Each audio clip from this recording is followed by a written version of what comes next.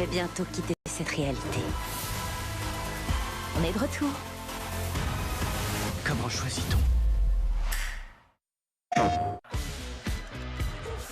Incisive pass. Vinicius Junior. And on to Bellingham.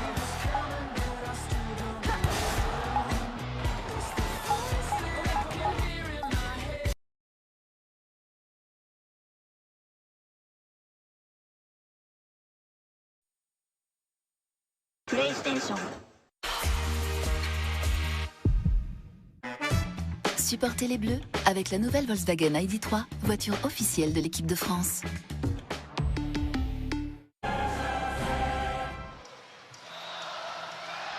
Le stade Auguste Delaune pour cette affiche de la 4e journée du groupe 2 de cette Ligue des Nations, la toute première édition, on rappelle, de cette Nations League. Une rencontre qui sera dirigée par une arbitre expérimentée, Katarina Monzoul, l'arbitre centrale ukrainienne de cette rencontre. Camille, on l'évoquait, objectif 4 sur 4 pour l'équipe de France qui pourrait, en cas de victoire et en cas de match nul, dans l'autre rencontre qui se déroule en ce moment entre le Portugal et l'Autriche, d'ores et déjà être assuré de rejoindre ce Final Four de la Ligue des Nations, le tout premier de l'histoire de la compétition au mois de février prochain. Ouais, ça serait vraiment bien, ça permettrait d'aborder les prochains matchs plus sereinement aussi, pourquoi pas de faire des essais. Mais c'est vrai que cette Ligue des Nations, c'est top pour les filles parce que ça leur permet de faire des matchs de haut niveau, contrairement à ce qu'on a pu connaître par le passé. C'est la toute première rencontre ici à Auguste Delaune pour l'équipe de France féminine depuis un certain 23 octobre 2017. Il y a quasiment 6 ans, jour pour jour, c'était une rencontre amicale. À l'époque, l'équipe de France s'était imposée 8-0 face au Ghana grâce à 3 triplés ce jour-là. Un de Jenny Le Sommer, un de Viviane Assey et un d'Amandine Henry. 3 joueuses que l'on retrouve dans le groupe 6 ans plus tard. Oui, dont 2 titulaires, donc on a la possibilité encore de voir des doublés ou des triplés, notamment de Jenny Le Sommer ou d'Amandine Henry.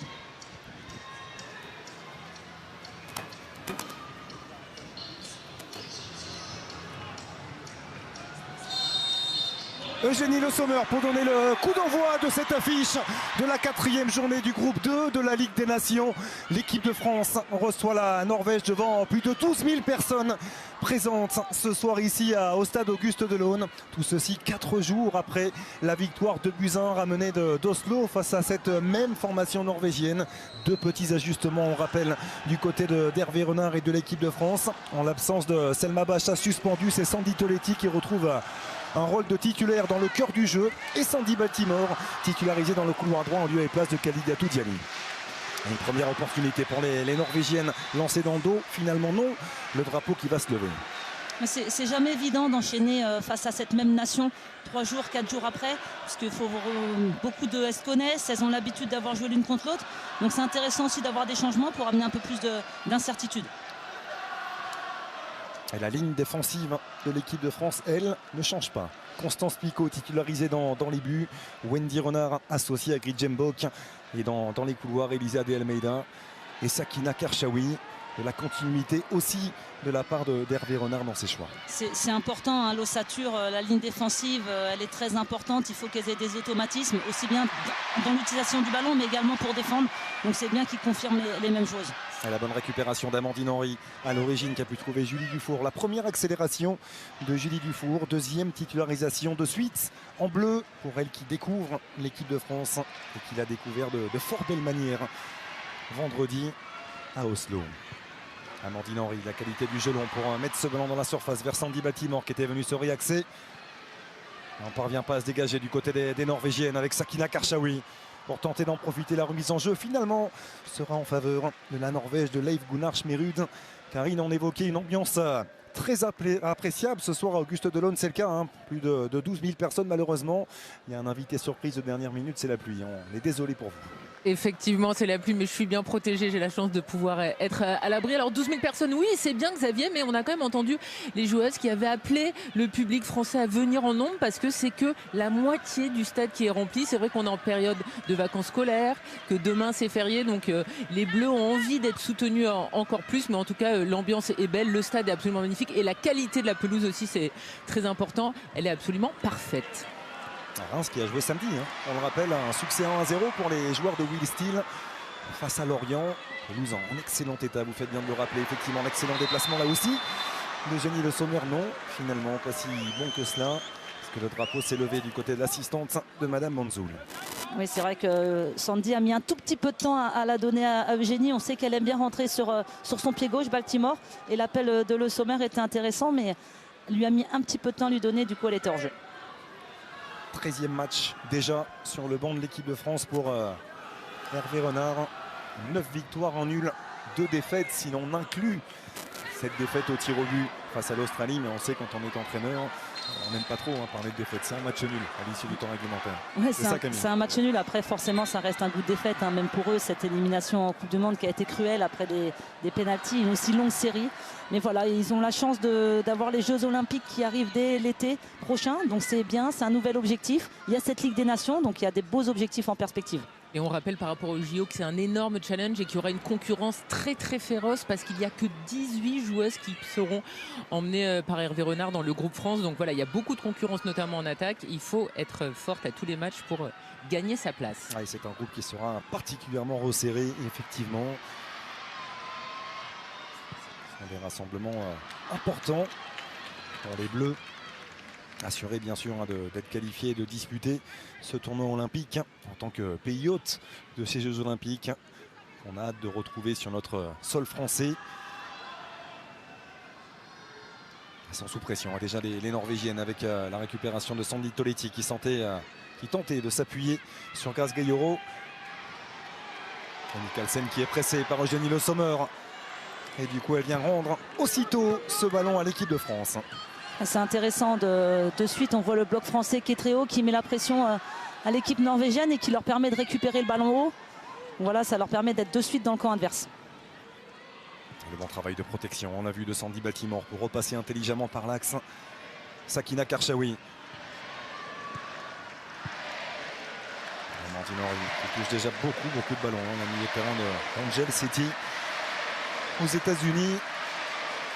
On avait déjà connu les États-Unis du côté de Portland avant de revenir à l'Olympique Lyonnais. Camille, on y prend goût aux États-Unis. Oui, c'est sûr que là-bas c'est un championnat aussi qui est intéressant avec de la qualité de vie aussi qui est importante. Et c'est vrai que c'était son dernier challenge en fin de carrière. Avec excellent contrôle de Sakina Karchaoui. En revanche, ça s'est trompé dans son ballon pour Grace Gayoro. Karchaoui, la deuxième perte de balle consécutive. Récupération Elisabeth Sterland. Sur ce ballon pour Mikkelsen, là c'était pas un cadeau. Et on voit des Bleus positionnés très haut déjà sur cette pelouse d'Auguste Delaune pour venir gêner, contrarier cette première relance norvégienne. C'est vraiment intéressant. On sait que la Norvège, en termes de qualité technique, c'est pas non plus la meilleure des nations. Donc le fait de les mettre sous pression, ça leur permet, comme je disais, de récupérer le ballon très haut et de pas de leur donner de la confiance. Et c'est ce qui change un peu par rapport au match de vendredi dernier où l'équipe de France avait mis un peu plus de temps à sortir. Là, ils ont démarré plus haut, donc c'est vraiment intéressant. Et on a vu la gardienne norvégienne vraiment en difficulté parce que sur son précédent dégagement elle l'avait mis en touche côté gauche, là c'est côté droit, donc le sélectionneur n'est pas satisfait pour l'instant de ce que proposent ses joueuses. Il leur demande d'essayer d'être en bloc plus haut, mais vu la mainmise des Françaises, c'est très compliqué pour elles. Ouais, on voit qu'elles ont du mal à sortir et du coup c'est vrai qu'il faudrait peut-être qu'elle allonge un peu plus loin pour faire monter le bloc. Allez, bon ballon de Julie Dufour pour Amandine Henry. C'est incorporé dans la surface de réparation. Le centre d'Amandine Henry, il était superbe. Ce ballon pour la tête de Jenny Le Sommer. Difficile de rabattre son coup de tête comme elle le souhaitait. Mais superbe prise d'initiative d'Amandine Henry. Ouais, on voit toute la percussion et la puissance d'Amandine Henry. Elle lève la tête. C'est dommage parce que le centre est un tout petit peu en arrière pour Eugénie Le Sommer. C'est difficile de la rabattre, mais en tout cas, c'était une bonne situation. 97e sélection pour Amandine Henry. On est forcément heureux de revoir en bleu depuis quelques semaines. Un retour pour lequel on est bien sûr particulièrement heureux. C'est celui de Grijembok, qui a été titulaire, on rappelle, à Oslo dans ce match aller face à cette équipe de Norvège pour la toute première fois depuis un certain 6 septembre 2022 avec l'équipe de France. C'était il y a plus d'1 an. Ce match face à la Grèce du côté de Sedan. Malheureusement, elle s'était très gravement blessée au genou après déjà une grave blessure, Camille, au tendon d'Achille. Ouais, c'est difficile, c'est vrai que Grijembok a enchaîné deux grosses blessures d'affilée. Elle a un mental d'acier, elle a été capable de retrouver son niveau et là d'être titulaire à nouveau. Je pense que c'est beaucoup de satisfaction beaucoup de joie. À 75e sélection ce soir pour Guy Jembok. Et du côté de l'Olympique Lyonnais, on sent que vous êtes en train de la faire revenir avec parcimonie. On essaye de gérer aussi forcément après cette si longue absence. Ouais, quand on a été absent plus d'un an, c'est important aussi de gérer son retour. Bien sûr, il y a beaucoup d'envie, mais il faut aussi être capable de physiquement prendre soin d'elle comme de toutes les joueuses. Mais c'est vrai qu'on a été blessé comme ça, il faut faire attention. Et on essaye en tout cas de la gérer du mieux au possible pour qu'elle soit le plus performante aussi possible. Est-ce que c'est entre guillemets plus facile à gérer quand on a 3 défenseurs centrales de très très haut niveau comme le sont Wendy Renard, Guy Jembok et Vanessa Gilles? C'est sûr que ça aide, le fait d'avoir beaucoup de qualité, beaucoup de concurrence, ça permet aussi d'avoir une rotation. C'est plus facile, malheureusement pour certains clubs il y a moins de joueuses de qualité, donc on est obligé de tirer des fois un peu plus sur les mêmes. On a la chance à l'OL d'avoir de très grandes joueuses et en nombre, donc c'est un vrai avantage. La bonne récupération du ballon de la part de Beuriza qui a pu repasser par un Maren Miel 2. Et aussitôt Grace Gaillot qui vient gêner la relance d'Ingrid Engen. Parler d'expérience avec Maren Miel 2. C'est le cas aussi bien sûr pour Ingrid Engen, joueuse du FC Barcelone. La déviation de Sophie Romanov, le tacle de Wendy Renard, c'était limite. Elle a hésité à porter le sifflet à sa bouche, Madame Manzoul. Pas de coup de sifflet. Je pense pas qu'il y avait faute. Wendy prend le ballon au départ. Alors après, peut-être qu'elle touche un petit peu la joueuse norvégienne. Mais en tout cas, il me semble qu'au départ, elle était vraiment sur le ballon et elle avait bien défendu. Elle reste au sol. Mais en tout cas, Camille, la gardienne, vous a entendu parce que vous disiez qu'elle devrait peut-être allonger. C'est ce qu'elle a fait. Et finalement, ce long dégagement aurait pu être très dangereux pour le camp français. Oui, c'est sûr, quand elles sont en difficulté comme ça, quand on a une équipe où on est pressé face à nous, le jeu c'est d'aller jouer un peu plus loin pour faire sortir son équipe, c'est ce qu'elle a su faire. Malheureusement, ils ont trouvé assez tôt la solution parce qu'on était bien à les presser un peu plus haut. Mathilda Löf-Venus, touchée, l'attaquant de Vålerenga, l'ancienne de Lillestrøm.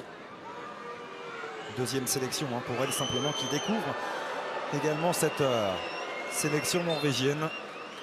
Ça avait été le cas il y a 4 jours à Oslo face à nos Bleus. Le ballon très sportivement et logiquement rendu aussi par l'équipe de France. Elle va aussi reparti Löf-Venus, toujours au duel avec Wendy Renard. Et c'est une nouvelle fois remportée par la capitaine de l'équipe de France. Ouais, très bien géré la profondeur de la part de Wendy Renard, c'était important.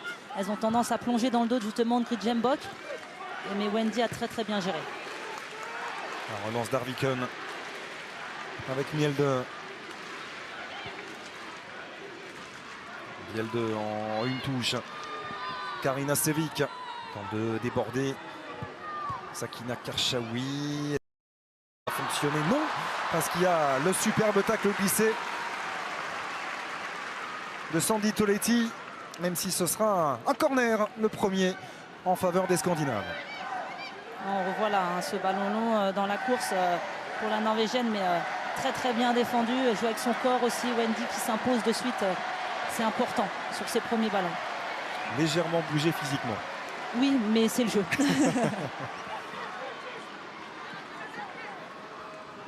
Juste ce qu'il faut. Le pied gauche de Marit Lund, frappé fort au premier poteau, c'est renvoyé à plein axe. Tente de ramener le danger, la tête de Toletti. Encore une fois le coup de tête de Beuriza avec le nouveau danger. C'est bien capté, parfaitement capté par Constance Picot, celle qui s'est installée dans le but de l'équipe de France. Et attention à cette relance. La main qui n'était pas bien donnée pour Elisa Delmeida, qui s'en est bien sortie par la suite. Ouais, c'était intéressant de vouloir relancer vite parce que ça évitait le bloc norvégien d'être en place, mais il faut vraiment être vigilant sur ce genre de ballon, ça peut coûter cher. Mais Camille, c'était en fait une consigne d'Hervé Renard qui a dit à sa gardienne vite, vite, vite, et donc effectivement elle s'est précipitée pour relancer, mais c'était avec un manque de précision qui aurait pu coûter cher aux Bleus. Mais Hervé Renard qui trouve qu'effectivement depuis quelques minutes les Norvégiennes sont mieux, donc il demande à ses joueuses d'être beaucoup plus rapides et d'essayer de gêner ce bloc norvégien qui est en train de se mettre en place. C'est important parce qu'à partir du moment où le bloc il est en place, après il faut jouer beaucoup plus vite, et là le fait qu'elles attaquent, il y avait des espaces, c'est ce qu'il a voulu utiliser. Malheureusement Constance Picot n'a pas réussi à être efficace dans sa relance, mais c'est intéressant dès la récupération d'essayer de transpercer ce bloc norvégien, parce qu'on va voir que quand il est en place c'est beaucoup plus difficile à le transpercer, à le déplacer. Ouais, ça a manqué de précision cette relance à la main effectivement de Constance Picaud. 6e sélection et attention cette relance au pied également qui est directement rendue aux Norvégiennes avec Karina Sævik. Le décalage et encore l'excellente lecture de Wendy Renard. C'est pas facile pour Constance Picaud, il faut qu'elle se remette en confiance. Attention Sakina Karchaoui. Plutôt généreuse l'arbitre. Pas grand chose, il nous semblait en tout cas qu'il n'y ait pas grand chose de la part de Karina Sævik. Non, l'expérience de Sakina Karchaoui Oui. a parlé. La roublardise, elle a été très maligne, effectivement. Exactement. Elle a senti qu'elle était en difficulté, elle est allée chercher la faute et elle l'a eu. Tout à fait. Mais comme je disais, c'est important que Constance Picaud relance proprement parce que là, ça fait 2 qu'elle loupe. C'est pas grave, ça arrive, mais il faut vite se remettre dans le match et retrouver de la confiance. Alors, on se souvient des relances un petit peu difficiles aussi pour Pauline Perromagnin lors de la dernière Coupe du Monde. On évoquait ce quart de finale, bien sûr. C'est ce qui lui a aussi été reproché par rapport à son poste de numéro 1, c'était son jeu au pied. Et c'est vrai que Constance Picaud doit aussi performer dans ce domaine-là. C'est tellement important de nos jours d'avoir une gardienne capable de faire les premières relances. Elle qui est un petit peu en rotation également du côté du Paris Saint-Germain avec Katarzyna Kidrosinek. On a vu notamment la Polonaise titularisée en Ligue des Champions face à Manchester United. Oui, pas facile. Alors après, je ne connais pas la gestion, mais c'est jamais évident quand on est gardienne de but d'avoir ces rotations. Après, pour le moment, ça a réussi au PSG. Donc, je ne sais pas comment ça va évoluer par le futur. La relance de Wendy Renard avec Karchaoui. On approche du quart d'heure de jeu ici à Auguste Delaune. Et toujours ce score de 0-0 entre l'équipe de France et la Norvège. Le ballon dans les pieds bleus avec Wendy Renard.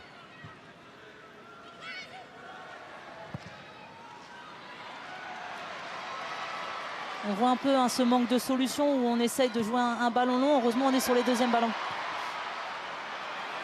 Sandy Toletti, bon décalage pour Grace Gayoro. Elle a peut-être hésité à prendre sa chance et elle va obtenir un coup franc. Un excellent coup franc en plein axe. La milieu de terrain du Paris Saint-Germain.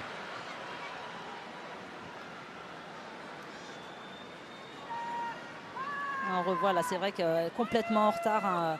Ça fait mal ce genre de coup. Après, c'est qu'un coup, alors ça fait mal sur le moment, mais ça va aller pour Grace Gayoro. Et on évoquait le Portugal-Autriche. En cas de match nul entre ces deux sélections et un succès des Bleus pouvait permettre à l'équipe de France de se qualifier dès ce soir pour les phases finales. Ce Final Four de la Ligue des Nations, ce ne sera pas le cas parce que l'Autriche s'est imposée 2-1 au Portugal. C'est notamment un but de Pinter.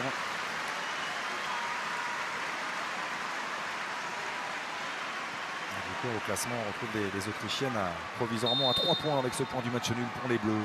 2 joueuses aux côtés du ballon, Sandy Toletti et Eugénie Le Sommer.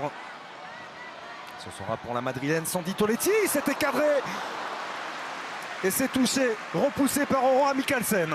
Ouais, c'est un bon coup franc de Sandy Toletti. Après, c'est vrai que c'est loin pour frapper de l'intérieur du pied. C'est difficile de surprendre la gardienne norvégienne. Par contre, ça permet d'obtenir un bon corner et quand on connaît la qualité de nos joueuses de la tête, c'est toujours intéressant. Et sur ce ralenti proposé par toutes les équipes de Xavier Demuter, on s'est rendu compte que ça n'était pas cadré. Elle a assuré Mikkelsen. La gardienne du club norvégien de Brann frappé premier poteau par le pied gauche de Sandy Baltimore.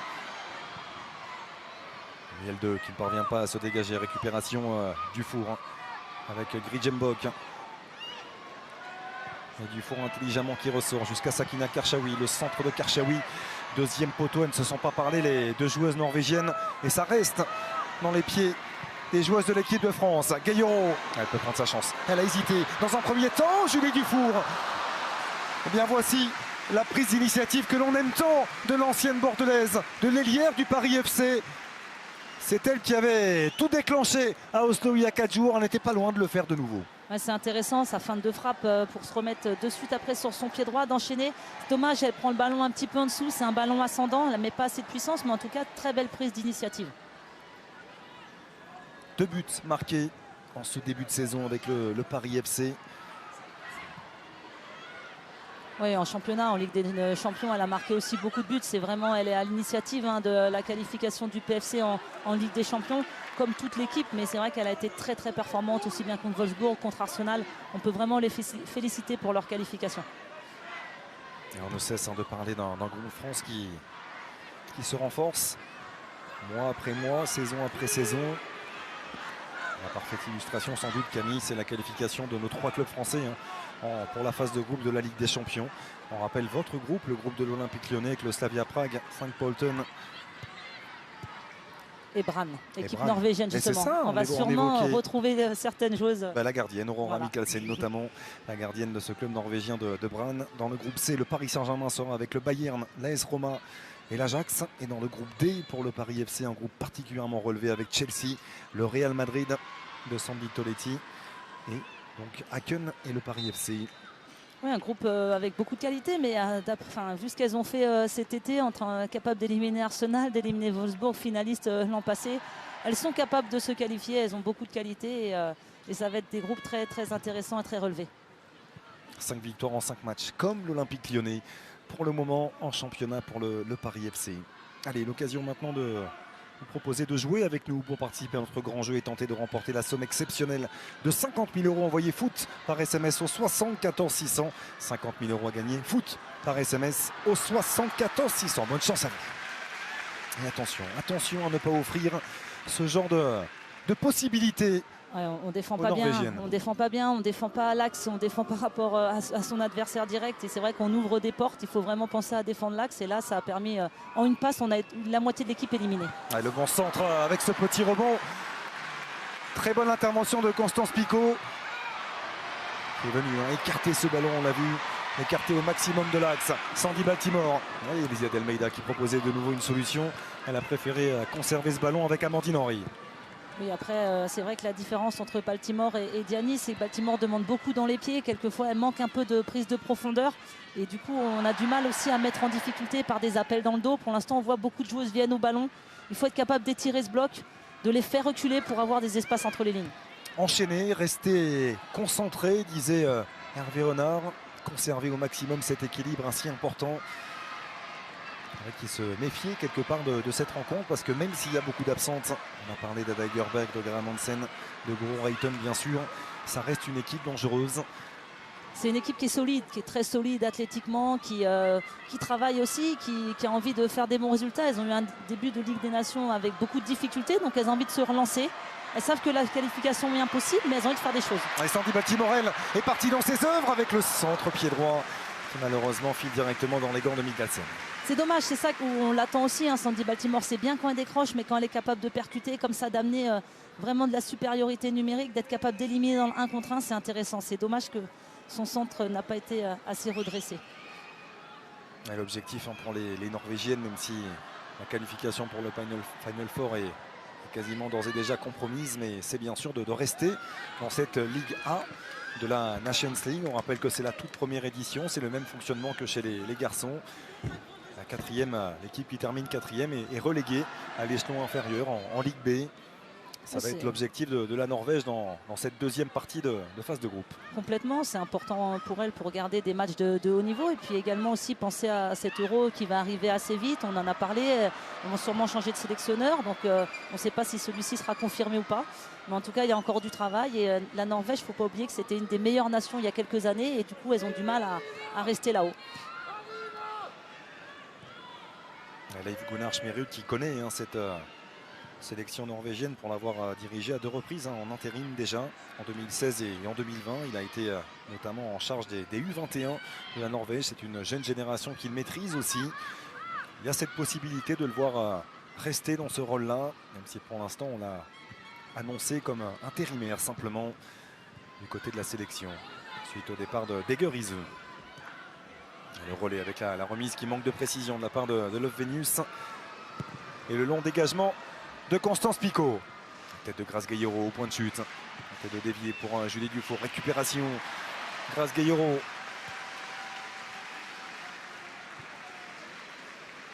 Prendre le temps aussi, se montrer patiente dans la construction. En fait, il faut être capable d'être patient, de faire vivre le ballon vraiment pour que le bloc adverse aille d'un côté à l'autre et à un moment quand il y a l'espace le jouer. Et là on force un petit peu le jeu. Mais par contre ce qui est intéressant c'est qu'on est souvent, très souvent au deuxième ballon, ce qui nous permet d'être très très haut. Elisa Delmeida est passée une fois Le petit crochet derrière la jambe d'appui de Sandy Baltimore. Le petit ballon à pied gauche pour Grace Gayoro. Est-ce qu'elle peut déclencher Grace Gayoro? Elle cherche un petit centre finalement pour Eugénie Le Sommer. C'était intéressant. C'est dommage, Sandy Baltimore qui revient sur son pied gauche. Elle avait un temps d'avance à droite. Et olé, le petit sombrero.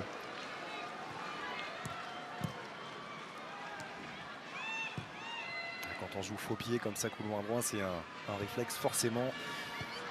Pour les gauchers auront assez naturellement. Et c'est le cas également à l'opposé, de l'autre côté. Bien sûr, mais c'est vrai que là, il y avait un temps d'avance. Surtout qu'elle est capable d'utiliser ses deux pieds. Il faut qu'elle s'en serve. Et la bonne déviation de la tête d'Elisa de Almeida avec les passements de jambes de Sandy Baltimore. Est-ce qu'elle va nous créer cette fois-ci? Le centre, il était bon, il a été touché au premier poteau avec la demi-volée tentée par Julie Dufour qui vient obtenir un corner. C'est bien joué, là on le voit, un des gros points forts de Sandy Baltimore, c'est qu'elle est capable de centrer sans avoir éliminé. Elle le fait très très bien, il y a de la présence dans la surface. Et Julie Dufour qui envoie le petit coup du sombrero. Julie Dufour qui occupe bien le deuxième poteau et qui enchaîne.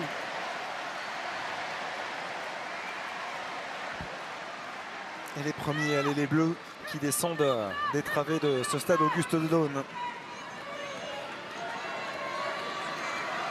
Solution apportée par Le Sommer, ce sera frappé directement vers Wendy Renard.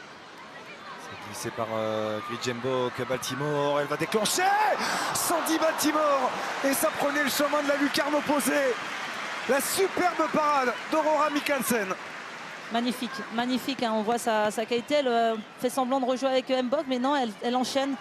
Elle a vraiment cette qualité de frappe, cette possibilité d'enrouler fort comme ça. Et quel bel arrêt aussi de la gardienne norvégienne. Julie Dufour, la trajectoire tendue, deuxième poteau. Elle n'était pas loin, Wendy Renard, de récupérer ce ballon de nouveau. Le centre de Eugénie Le Sommer. Ce sera un nouveau corner ou non? Hésitation. Grande hésitation. On s'est regardé entre Katharina Monzoul et son assistante. Personne n'osait prendre la décision. Et un moment comme en général, quand on ne sait pas, on donne avantage à la défense. Malheureusement, c'est ce qui... C'était corner. Hein. Il me semble. Hein, mais... C'était corner. Ah, Karine, vous l'aviez vu, vous, d'en bas? Ah, notre arbitre à nous, Karine Galli, elle voit tout, vous savez. Hein.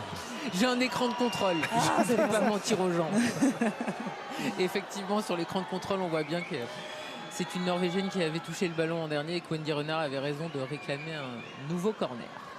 On aperçoit le banc de l'équipe de France avec Maëlle Akrar, elle également qui est de retour, hein, qui avait été blessée à la cuisse pendant de longues semaines. De retour avec le Montpellier Hérault, de retour également en équipe de France. On a aperçu Amel Majri, Khadija Toudiani, Clara Matteo, Mathilde Bourdieu, également qui réalise un excellent début de saison, l'attaquante du Paris FC.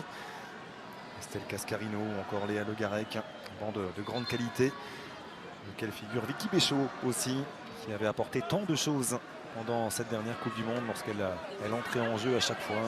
Ouais, beaucoup de c'est l'une de ses qualités. Ouais, bien sûr, c'est vrai que Vicky Béchaud, on connaît très bien, à chaque fois qu'elle rentre, elle apporte quelque chose, elle a cette capacité de percussion, de vitesse et d'élimination en 1 contre 1, elle peut faire très mal à l'adversaire.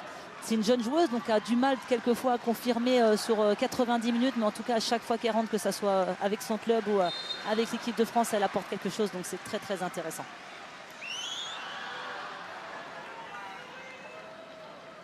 Le temps pour nous également d'avoir une pensée pour les absentes. Selma Bacha, on l'a dit, suspendue. Pauline Perromagnin touchée au genou. Oriane Jean-François, Delphine Cascarino bien sûr qui s'accroche. Vous la voyez au quotidien, Camille qui fait tout pour revenir dans les meilleures conditions et le plus rapidement possible. C'est tout ce que l'on lui souhaite bien sûr pour elle, pour l'Olympique Lyonnais, pour l'équipe de France aussi. Bien sûr, c'est vrai qu'elle a l'objectif de revenir avec son club, mais elle a aussi forcément les jeux en ligne de mire. Et quand on loupe une Coupe du Monde avec la qualité de Delphine, on espère pouvoir jouer la prochaine compétition, surtout ces Jeux Olympiques en France. On espère en tout cas de tout cœur qu'elle va retrouver vite les terrains et vite l'équipe de France. Et pensez également pour Aïssa Toutoukara, Kenza Dali, Lorina Fazer, Marie-Antoinette Katoto qui revient, Naomi Feller et la Palisse. Kessia Bussy, bref, il y a du monde, il y a de la qualité, il faut faire des choix aussi quand on est sélectionneur. Et forcément, on ne contente pas tout le monde. Pensez également pour Melvin Mallard, l'ancienne lyonnaise, attaquante de Manchester United. Oui, bien sûr, et puis quand on a l'opportunité de jouer, c'est important de se montrer, d'être performant. Et aussi bien en club qu'en sélection. Il y a certaines qui ont été appelées en U23 aussi, donc comme j'ai perdu son nom, l'attaquante de Real Madrid. Naomi Feller. Naomi Feller, Naomi Feller qui a été avec les U23, donc c'est intéressant aussi pour elle de se montrer chez les plus jeunes. Lorina Fazer aussi, qui a été buteuse justement avec les U23. Et du coup, après, il y a ces échanges entre les sélectionneurs aussi pour voir où elles en sont. Il y a de la qualité. Complètement. On ne s'inquiète pas de cela. Effectivement, pour les échéances à venir avec les Jeux Olympiques. En première ligne, j'ai oublié l'Euro qui va arriver également très très vite. Un mot, Karine, sur l'attitude d'Hervé Renard, plutôt tranquille, serein pour l'instant. Effectivement, il regarde plutôt, il donne pas beaucoup de consignes à ses joueuses, mais là on a vu les deux Axel qui avaient du mal à trouver un relais au milieu de terrain pour ressortir le ballon, et vous le voyez, finalement ça échoue à une touche norvégienne. Donc il faudrait peut-être que les milieux se rapprochent un petit peu de Wendy et de Grudge, parce que là elles étaient sans solution, ou sinon il fallait allonger, donc avec un risque de perdre le ballon. On est meilleur quand on est plus haut dans leur camp, dès qu'on récupère les ballons, qu'on défend en avançant. Par contre, dès qu'on essaye de repartir de derrière, on voit que c'est plus difficile, il manque encore des automatismes.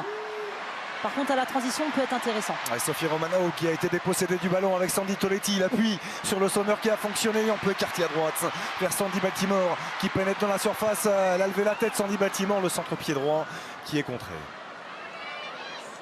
On sent effectivement que elles ont cette capacité à exploser très très vite. Les Bleus, dès la récupération du ballon. Il faut aussi, quand elles sont sur une phase de possession, peut-être qu'elles cherchent là qu'on est plus à changer davantage de rythme, parce qu'on les voit jouer sur un rythme un petit peu monocorde depuis le début de ce match. Exactement, et c'est pour ça qu'on a plus de mal à mettre en difficulté la Norvège. Quand on est plus bas avec le ballon, on a du mal à créer ces décalages, trouver le déséquilibre. La tête d'Amandine Henry. Baltimore à la lutte avec Borizin. Remise en jeu en faveur de l'équipe de France. C'est la 25e confrontation entre ces deux belles nations du football mondial. Égalité parfaite. 8 victoires pour l'équipe de France, 8 pour la Norvège, 8 matchs nuls lors des 24 précédentes rencontres. La dernière victoire de la Norvège remonte. On y reviendra dans quelques instants parce que Sandy Baltimore est de nouveau reparti. Il a pu orienter le jeu intelligemment dans le couloir gauche vers Julie Dufour avec l'arrivée de Karchaoui dans son dos qui va dédoubler. Le dédoublement qui fonctionne. Le centre était bon pour Grace Gueillero. Et la superbe intervention défensive de Maren Mjelde. C'est là que c'est intéressant, les faux pieds. Là, on voit quand on a le décalage par la latérale qui vient apporter le surnombre, c'est super bien joué. Au départ, Baltimore qui rentre, qui décale Dufour. Et Dufour qui met ce bon petit ballon avec ce dédoublement de Karchaoui. Après, c'est dommage que Grace Gueillero ait été contrée parce que c'est une vraie belle situation. A été sur la trajectoire la capitaine norvégienne Maren Mjelde, la joueuse de Chelsea. Une nouvelle opportunité sur corner. Ils sont bien frappés, ils sont très très bien frappés ces corners par Julie Dufour. Trajectoire très tendue. Le Sommer avec Sandy Baltimore va frapper. Sandy Baltimore, c'est juste au-dessus. Ça vient flirter avec la barre transversale. Et encore une fois, très très bien joué. Elles ont un 2 contre 1, elles l'utilisent bien. Et puis on connaît la frappe de Baltimore. C'est dommage qu'elle n'arrive pas à attraper le cadre là parce que elle aurait pu être au fond. Elle s'est appliquée. Ouais. Elle s'est appliquée pourtant. On a vu tout le soin de prix dans les appuis notamment. Ça part vite, c'est bien. C'est vrai que c'était des ballons intéressants. On le voit, un bon décalage de Le Sommer. Et c'est vraiment dommage parce qu'elle aurait pu trouver le chemin défilé. On parlait des confrontations entre l'équipe de France et la Norvège. Les Bleus qui restent sur 11 matchs sans défaite, toutes compétitions confondues face aux Norvégiennes. 6 victoires et 5 nuls. La dernière victoire norvégienne, c'était en septembre 2003, il y a plus de 20 ans. Un succès 2-0 à l'époque. Baltimore avec Eugénie Le Sommer, tente de s'emmener ce ballon. Malheureusement, la prise de balle est un petit peu longue. C'est dommage, on voit encore toute la technique de Baltimore qui est au milieu de 2 joueuses capables d'éliminer. Elle est très très forte dans ses petits périmètres, capable d'éliminer, protéger. Et là, aller vers l'avant, c'était encore très bien joué. Pour le moment, on voit plus Baltimore que Julie Dufour qui est un peu plus discrète. Mais effectivement, le couloir droit fonctionne même parce que je suis côté droit et c'est vrai que j'aime beaucoup aussi le match d'Elisa de Almeida jusqu'à présent. Elle est toujours là pour proposer des solutions. Sans cesse disponible, effectivement, Karine Elisa d'Almeida. Et les deux, effectivement, fonctionnent bien. Elisa d'Almeida, elle fait évidemment ses tâches défensives, mais elle apporte également offensivement. Elle propose de dédoubler. Et puis Sandy Baltimore, qui effectivement est est extrêmement intéressante, qui met un petit peu le bazar dans le camp norvégien depuis le début du match. Ouais, souvent les décalages viennent de Baltimore et c'est vrai que c'est important d'avoir la latérale, comme on sait que Baltimore rentre énormément. Toutes les courses d'Elisa de Almeida sont importantes pour apporter cette supériorité. Et je pense qu'on l'a vu le côté gauche tout à l'heure, il faut qu'elle soit capable de le faire un peu plus souvent. Tête de miel 2, celle d'Amandine Henry. Il gagne une nouvelle fois son duel. La bonne déviation de Lövenius avec l'intérieur du pied. Le drapeau s'est levé, mais elle s'était opposée à l'attaquante norvégienne Constance Picault. Ah, super. C'est vrai que bien joué de Almeida qui remonte juste ce qu'il faut, très bien défendu. C'est super bien défendu, mais ce qui est intéressant aussi derrière, c'est l'arrêt de Constance Picault parce que ça montre qu'elle est présente, que mentalement, ça y est, elle est dans son match. Le petit pas qui suffit. Magnifique. Pour mettre l'attaquant en très position de important. hors-jeu. Transversale de Wendy Renard avec Elisa de Almeida. On connaît la qualité dans son rôle premier de défenseur central, mais qui est capable aussi d'apporter dans ce rôle de latéral droit. Elle a fait à plusieurs reprises déjà en équipe de France. Et elle a toute la confiance à ce poste-là d'Hervé Renard. Ouais, puis c'est une joueuse qui lâche rien, qui est toujours à 100%, qui donne beaucoup d'énergie aussi bien offensivement que défensivement. Et à chaque fois, elle a répondu présent. Et puis elle propose à chaque fois, dès que le ballon est dans le pied d'une de ses partenaires, elle se propose pour être servie. Elle est toujours décalée par rapport aux Norvégiennes. Donc elle fait une belle première demi-heure. C'est important, il faut aussi ce surpassement de fonction parce que pour l'instant c'est ce qui manque un peu à certains postes. C'est pour ça que c'est difficile, on en est un peu stérile dans le jeu parce qu'on n'a pas un peu plus de dépassement de fonction, notamment au milieu de terrain. Je ne sais pas si vous avez entendu, mais... Pardon, Karine. Non, je laissais l'action se finir. Hervé Renard a poussé une petite gueulante envers Sandy Toletti. Voilà, milieu de terrain qui n'était pas assez prompte sur... la précédente phase, donc Hervé Renard qui en demande plus notamment à ses milieux de terrain parce que c'est vrai qu'on voit parfois les milieux en difficulté. Alors on voit encore une fois suite à ce mouvement, Camille, même s'il y avait une légère position de hors-jeu, l'excellente intervention de Constance Picault. Ouais, super intervention, elle bouge bien les angles, elle reste debout longtemps, c'était très bien joué de sa part. Le corner en faveur des Norvégiennes, c'est fort au premier poteau, la déviation, ballon dégagé par Eugénie Le Sommer, directement rendu à Théa Bielde qui repasse par sa gardienne Aurora Mikkelsen. Le temps pour nous de vous permettre de jouer de nouveau avec nous pour tenter de remporter la somme exceptionnelle de 50 000 €. Je vous rappelle le principe, envoyez foot par SMS au 74 600, 50 000 € à gagner, foot par SMS au 74 600. Bonne chance. Plutôt équilibré pour l'instant ces 35 premières minutes, même si on sent une domination et une maîtrise technique plus importante du côté de l'équipe de France. Il n'y a pas non plus énormément d'occasions et on a vu une équipe de Norvège capable de venir amener du danger sur les buts de la gardienne du Paris Saint-Germain, Constance Picault. Oui, dans l'ensemble on est quand même supérieur à cette équipe, on arrive à trouver quelques décalages sur les côtés, notamment avec Baltimore, par moment de Karchaoui Dufour, mais c'est vrai qu'on ne s'est pas créé de vraies opportunités encore. On gère plutôt bien défensivement, il faut faire attention à la profondeur et ses appels des attaquantes norvégiennes. Bien fait Elisa de Almeida qui laisse filer. Remise en jeu en faveur de l'équipe de France. Et Hervé Renard qui avait vraiment mis l'accent là-dessus après le match en Norvège. Il avait dit ce que vous venez de dire, on a créé beaucoup de décalages mais on n'a pas eu énormément d'occasions. Et c'est vrai que cette première mi-temps ressemble un petit peu à ce qu'on a vu également à Oslo. Ouais, parce que les Bleus restent bien organisés, ne se découvrent pas non plus outre mesure. C'est vrai que ça manque de déséquilibre pour l'instant.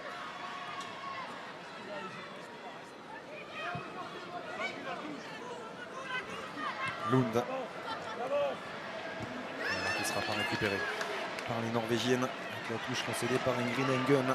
Remise en jeu en faveur de l'équipe de France avec cette première rencontre des Bleus à Delon depuis octobre 2017.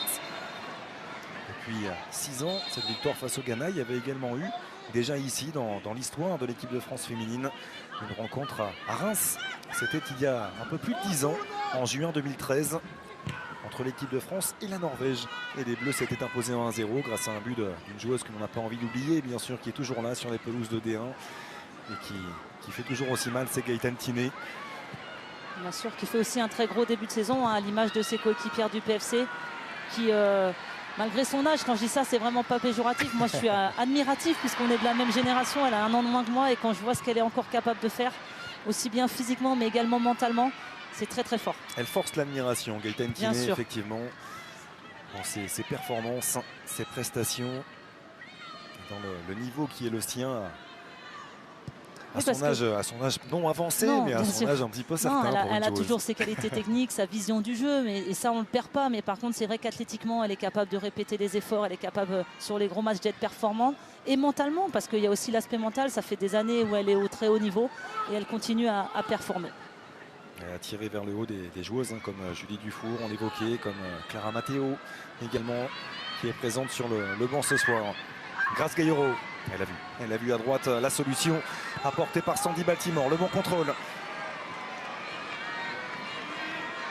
Baltimore avec Sandy Toletti, Karchaoui.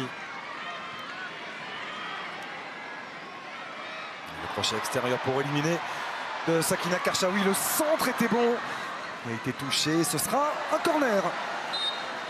Ballon mal négocié par Brad Berlund. Et corner en faveur des Bleus. C'est bien joué de la part de Sakina Karchaoui, hein. C'est vrai, c'est comme Elisa D'Almeida quand elle arrive à apporter le surnombre. Là, de suite, ça crée du danger. C'était un centre intéressant. Le problème, c'est que ça manquait de présence dans la surface de réparation. On a vu Eugénie Le Sommer qui était un peu loin. La seule Sandy Baltimore qui était là, qui était venue fermer au deuxième poteau. C'est elle qui frappe ce corner, qui traîne Wendy Renard, qui a été contrée. C'est vrai que Eugénie Sommer aime bien décrocher, mais quand elle décroche, elle est intéressante dans cette position parce qu'elle fait jouer les autres, elle vient un petit peu au ballon. Par contre, il faut que quelqu'un plonge, que ce soit une des milieux de terrain ou une excentrée qui prenne sa place, sinon on manque vraiment de monde dans la surface. Et on a vu là les Bleus qui attendaient en fait le retour des deux défenseurs centrales, Wendy Renard et Gretchen Bock pour relancer, puisqu'il y avait Sandy Toletti qui les avait suppléés, mais il fallait mieux récupérer nos deux axiales. Et on a vu le décrochage d'Eugénie Le Sommer à l'instant, qui est venu se proposer pour jouer en appui. Ouais, c'est vraiment là où elle est très très intéressante. Alors elle est capable de prendre la profondeur, mais c'est vrai qu'elle est importante aussi dans le jeu de possession. Par contre, comme je l'ai dit, quand elle décroche, c'est important qu'il y ait d'autres choses qui prennent la profondeur. Ça va créer des décalages. Si on décroche tous au ballon, après c'est vraiment facile pour l'équipe adverse de défendre. Ils ont juste à défendre en avançant. Dans quel secteur elle n'est pas très intéressante, Eugénie Le Sommer? Aucun. Pas beaucoup. Aucun. 187e sélection ce soir, 92 buts marqués par la meilleure buteuse bien sûr de l'histoire de l'équipe de France. Et la revoici une nouvelle fois.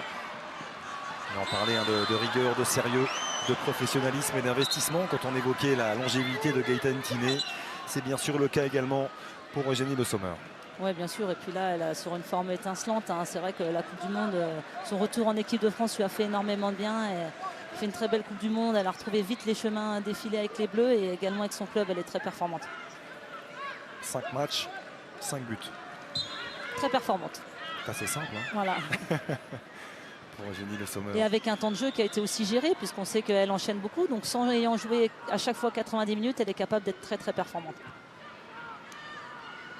Décalage de Riza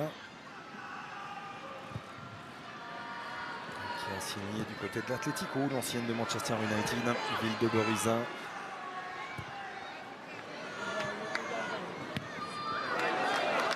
Intervention complètement manquée de Mathilde Larviken. Remise en jeu en faveur de l'équipe de France alors qu'on est entré dans les 4 dernières minutes de cette première période et que pour l'instant la Norvège tient tête au bleu.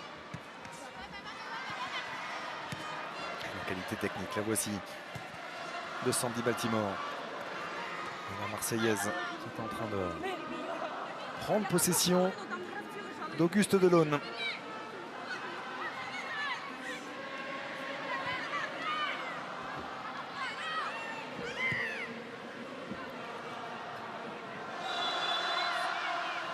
À chaque fois, Love Venus essaye de plonger dans le dos d'Mbok, mais c'est toujours très très bien géré.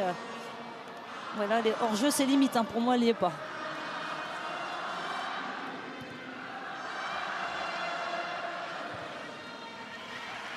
On est dans la continuité de la Coupe du Monde de rugby qui nous a enchanté pendant plusieurs semaines. C'était une habitude de la part des supporters en France d'entonner la Marseillaise à 2-3 reprises à peu près par mi-temps. Hein.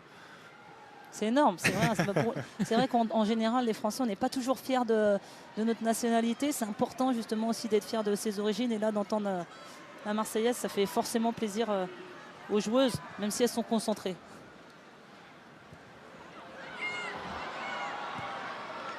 Almeida, pas un cadeau pour Constance Picaud qui était sous la menace, même si elle était un petit peu loin.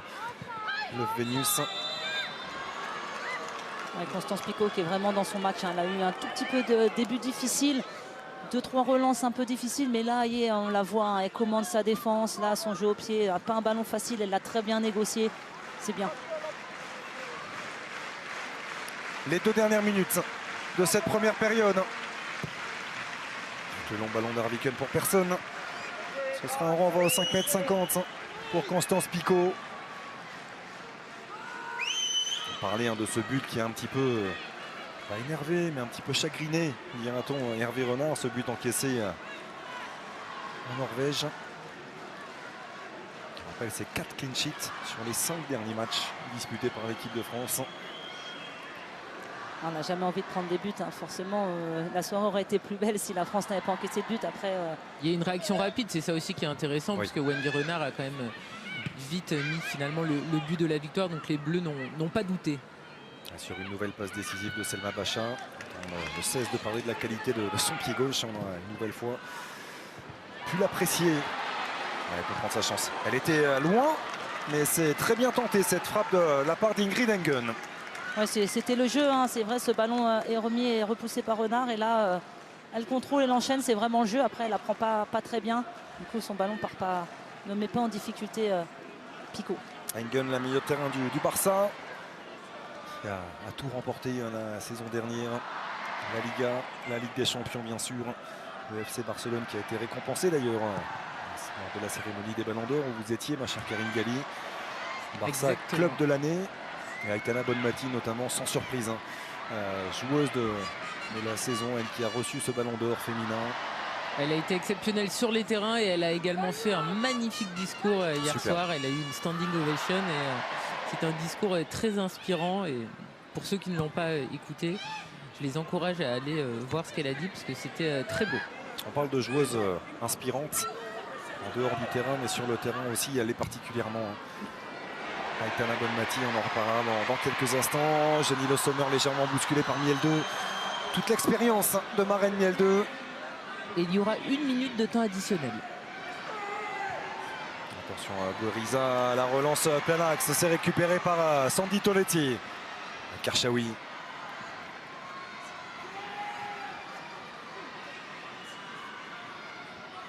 Aitana Bonmati qui nous avait impressionné une nouvelle fois lors de cette dernière Coupe du Monde. C'est une joueuse de classe mondiale. Hein. C'est un ballon d'or amplement mérité. Autant chez les garçons, il y a eu un peu de polémique. Chez les filles, il n'y en avait pas. Elle remporte aussi bien la Coupe du Monde, la Ligue des Champions en étant meilleure joueuse de chaque compétition. Il n'y avait vraiment pas photo. Et ce qui est intéressant aussi, c'est qu'on dit que le football féminin devient de plus en plus athlétique. Mais là, on voit que c'est une joueuse de petit gabarit qui a une grande qualité technique, une vision du jeu exceptionnelle. Et c'est ce qui fait sa force.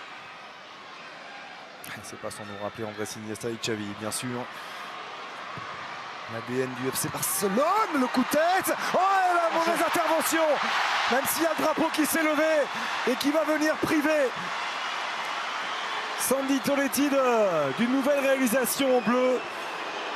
Il semblait qu'au moment du coup de tête de Jenny Le Sommer, elle était en position de hors-jeu. Ah, c'était le cas. Très bien arbitré. Ah, je ne vois pas trop, ouais. Pas si sûr que cela, parce que tout en bas, il y avait une joueuse norvégienne qui pouvait possiblement couvrir Sandy Toletti. En tout cas, l'intervention de Mikkelsen n'était pas très claire. Oui, après, elle était devant elle, donc j'espère et j'ose imaginer qu'elle était mieux placée que nous pour le voir. Mais en tout cas, c'est dommage. C'était une belle situation de la part de Le Sommer. Et on en restera là, malgré tout. 0-0 à la pause entre l'équipe de France et la Norvège. On se quitte quelques minutes et on revient ici à Auguste Delaune pour assister à cette deuxième période. Ce sera beaucoup plus spectaculaire, on vous le promet. Restez avec nous.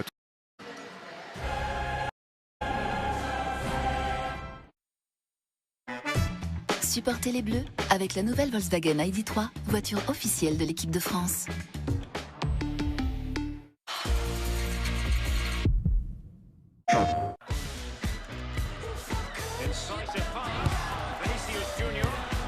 to Bellingham.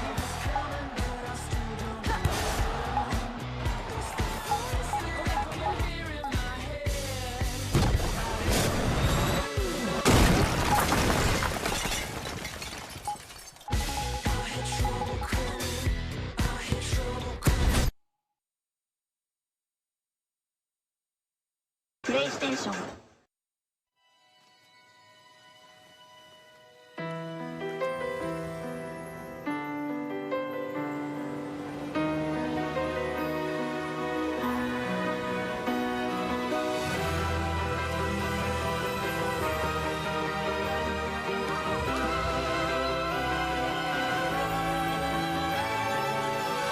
L'Or, sans doute le meilleur café du monde.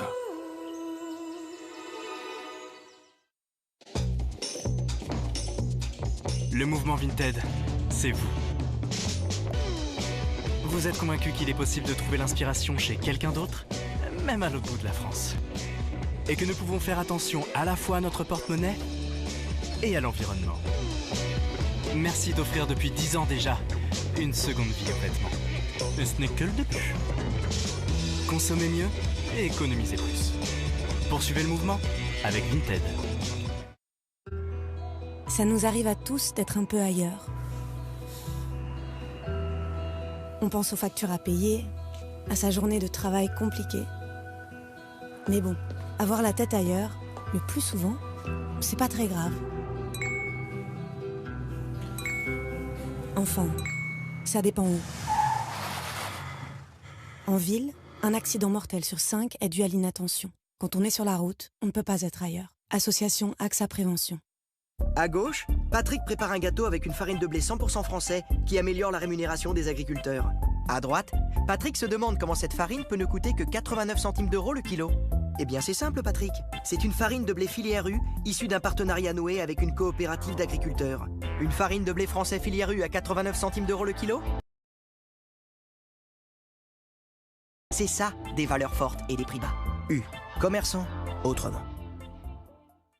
Vous savez pourquoi on vous dit de taper carglass.fr? Parce que quand on cherche juste Carglass sur Internet, on n'est pas toujours sûr de trouver le vrai site Carglass. Alors si vous ne voulez pas de mauvaises surprises et avoir tous les avantages Carglass, prenez votre téléphone, tapez dans la barre d'adresse qui est juste là, www.carglass.fr, et vous êtes sûr d'être sur le vrai site Carglass. En plus, en ce moment, on applique gratuitement sur votre pare-brise le traitement Carglass anti-pluie. Comme ça, vous y voyez beaucoup mieux sous la pluie. Alors rendez-vous maintenant sur carglass.fr. Carglass remplace. Je suis Nova et voici Zach. Suivez-nous pour une journée dans notre vie. Aujourd'hui, on s'est trop amusé au snack du centre-ville. Dis bonjour à tes nouveaux amis Lego Friends.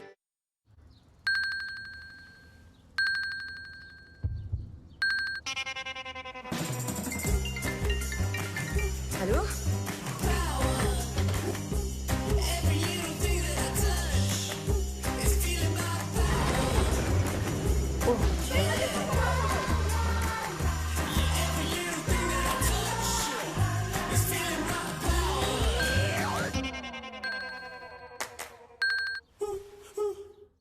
Vous avez déjà vu ça? Il me faut de nouvelles vibrations. Adèle, ça va? Je vais bientôt quitter cette réalité.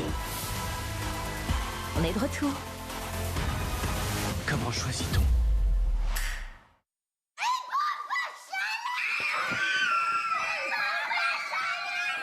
C'est une Thermor. Faites des économies avec les pompes à chaleur Thermor.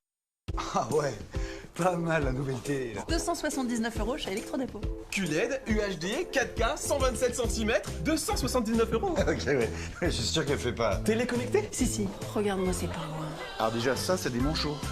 Et c'est pas bien de se vanter comme ça. Ah si, y a de quoi être fier lorsqu'on a acheté une télé connectée Danone à seulement 279 €. Bah oui. Vous proposez une télévision haute définition à prix bas chez Electrodépôt? Eh oui, on peut. Electrodépôt, des prix, mais pas seulement. Victoire royale, best of royale. Victoire royale, best of royale.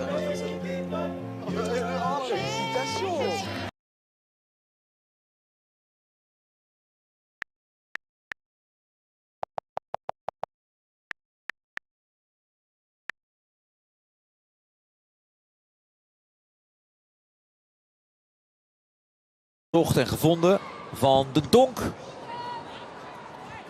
Was denk ik zelfs tegen Roort op. Cuthbert met Damaris. En dat doet Cuthbert heel handig.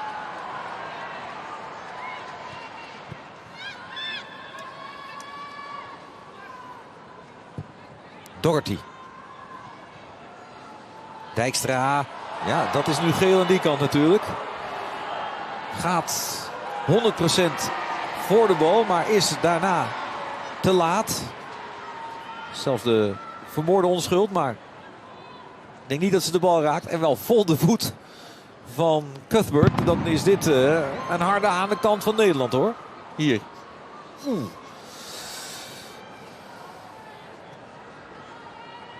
Nou, laten we zeggen dat er elkaar harde overtredingen dan nu gelijk staan tussen Howard en Dijkstra.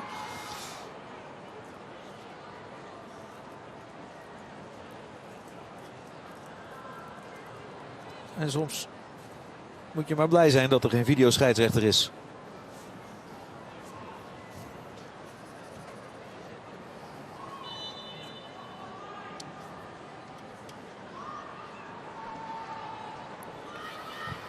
Vrije trap voor Schotland.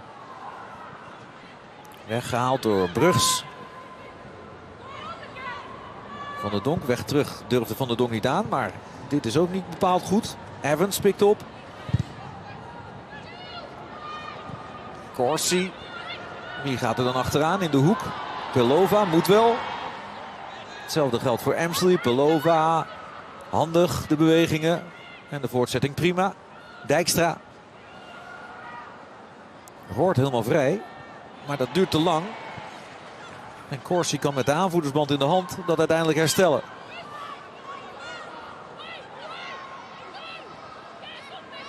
Doherty vastgezet door Roort in de hoek.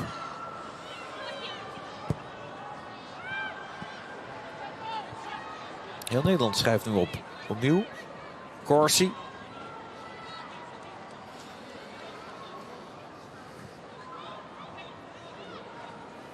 Soepel voetballen zit er vooralsnog vanavond niet in. Het komt aan op instelling. Werken, dat moet Nederland ervoor doen. Dat kan dit elftal natuurlijk prima. Maar daar ligt natuurlijk ook een kracht van de schotten. Damaris, dat zien we hier weer. Cuthbert, die meer en meer groeit in deze wedstrijd. En Schotland op sleeptouw probeert te nemen. Ook nu tempo gemaakt. Emsley. Emsley. En een hoekschop. Verdedigende arbeid van Dijkstra.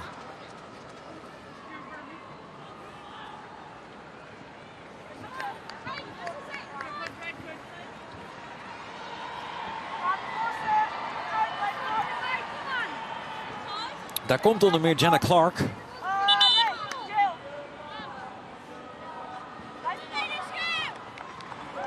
Inswinger.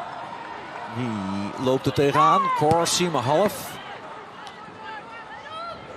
Het wegwerken van Kasparij.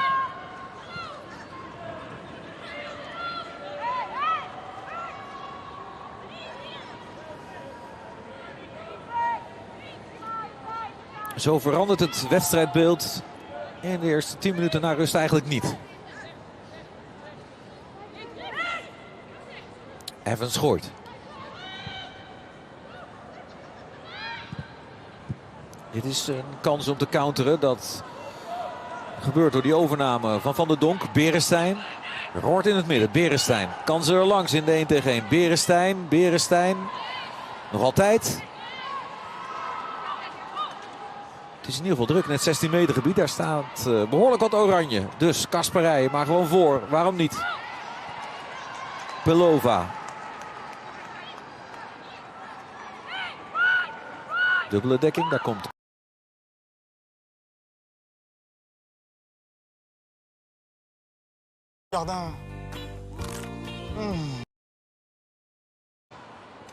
Groene.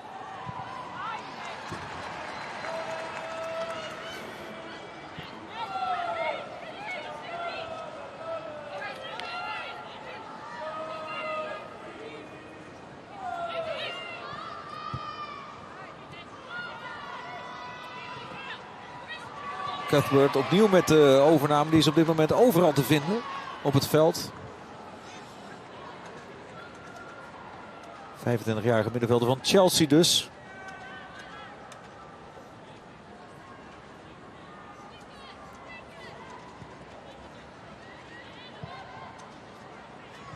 Dijkstra.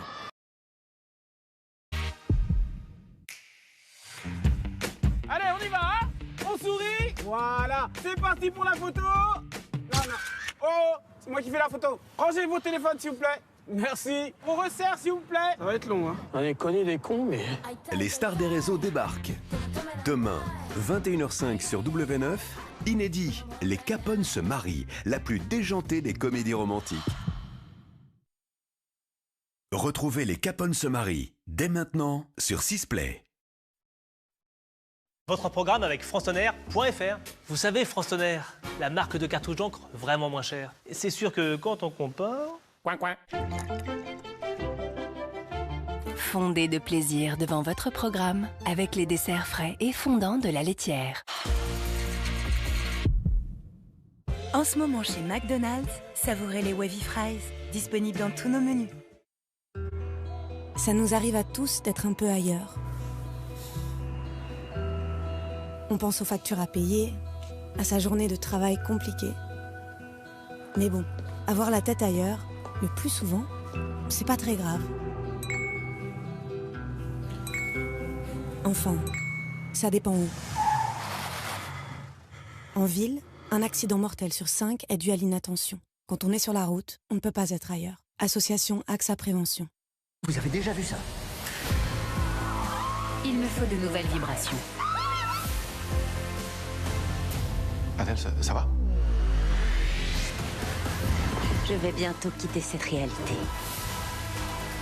On est de retour. Comment choisit-on?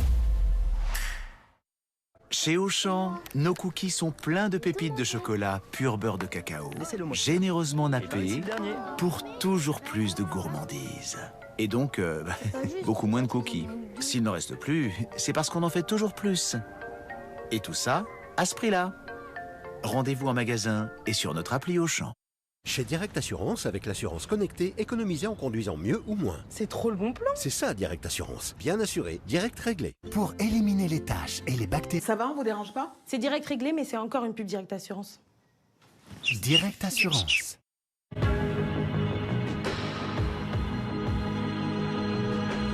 La force des origines. Terre d'Hermès.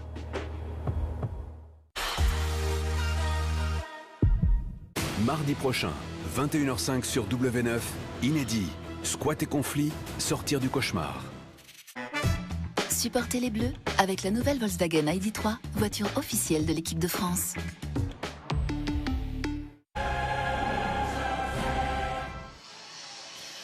De retour au stade Auguste Delaune pour assister à cette deuxième période entre l'équipe de France et la Norvège. On rappelle, affiche de la 4e journée de ce groupe 2 de la Ligue des Nations, la toute première édition de cette compétition. L'objectif, Camille, avait été un petit peu donné, avoué. Objectif 4 sur 4.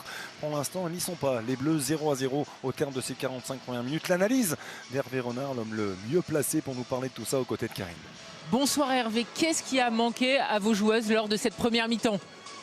On a démarré le match assez timidement, peut-être dû aux efforts qu'on a fournis il y a quelques jours. Après, ça a été un petit peu mieux, notamment en fin de première mi-temps où on a eu une possession un peu plus haute et beaucoup plus importante.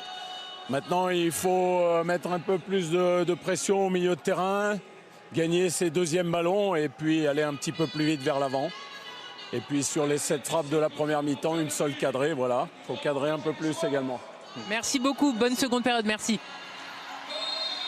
Un peu plus de vitesse sans doute dans la transmission du côté de l'équipe de France. En tout cas, on a eu le résumé parfait d'Hervé Renard au micro de Karine. Merci Karine pour tout cela. Le coup d'envoi de cette deuxième période qui a été donné ici devant plus de 12 000 personnes, on le rappelle, venues assister à ce France-Norvège. Les Bleus qui s'étaient imposés à Oslo il y a 4 jours sur le score de 2-1, qui pour l'instant ne parviennent pas à prendre le meilleur sur une équipe de Norvège. Fidèle à ses principes, bien organisé, solide défensivement, qui laisse peu d'espace, c'est vrai, mais l'équipe de France doit faire mieux, notamment dans l'animation offensive. Oui, complètement. C'est vrai que la France n'a pas été en grand danger et qui a plutôt bien géré l'équipe norvégienne. Par contre, on attend, comme Hervé Renard, plus d'aile dans l'animation offensive, plus de vitesse dans la transmission. Surtout, je pense que le ballon doit vivre beaucoup plus. Et puis après, bien sûr, comme il l'a bien dit, hein, être capable de cadrer les frappes. Il y a eu quelques opportunités quand même, mais pour finir les actions. Et comme vous le savez, nous proposons la somme exceptionnelle de 50 000 € à gagner. Pour tenter votre chance, c'est très simple. On vous le rappelle, envoyez foot par SMS au 74 600.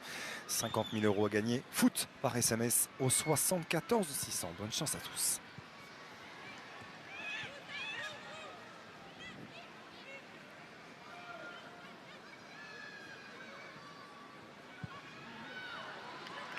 C'est manqué. C'est manqué dans sa remise. Eugénie Le Sommer. Et des bleus à l'échauffement. Karine. Tout à fait, elles sont en nombre les bleus. Alors, je vais vous les citer. Il y a Maëlle Lacrar, il y a Kadi Diani. On l'a dit, un Kadi qui est en difficulté un petit peu en équipe de France et aussi avec son nouveau club l'OL. Il y a Clara Matteo, il y a Estelle Cascarino et il y a Léa Le Garec. Il y a la moitié du banc en fait qui est en train de s'échauffer. On a aperçu cette image, effectivement, merci Karine et merci, on le rappelle à toutes les équipes de Xavier de Muiter. Elisa Delmeida, Sandy Baltimore entre les lignes avec Sandy Toletti. Toletti du bout du pied pour Julie Dufour, l'arrivée de Sakina Karchaoui, elle l'a vu. Voici servi Sakina Karchaoui, petit ballon pied droit, la montée d'Amandine Henry, centre en retrait. C'était pour Eugénie Le Sommer. Ballon dégagé par Vilde-Borissa. C'est dommage, hein, c'était bien joué de la part d'Amandine Henry encore d'apporter le surnombre dans la surface. Karchaoui du bout du pied, Gayoro ressort jusqu'à Gridjembok.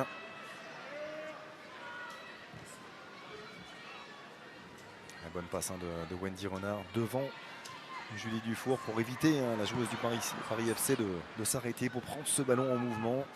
Des petites choses, des petits détails, mais si importants. Tout à fait, c'est comme ça qu'on déséquilibre aussi un bloc adverse, essayer de gagner le maximum de temps dans les transmissions, et ce qu'a très bien fait Wendy Renard.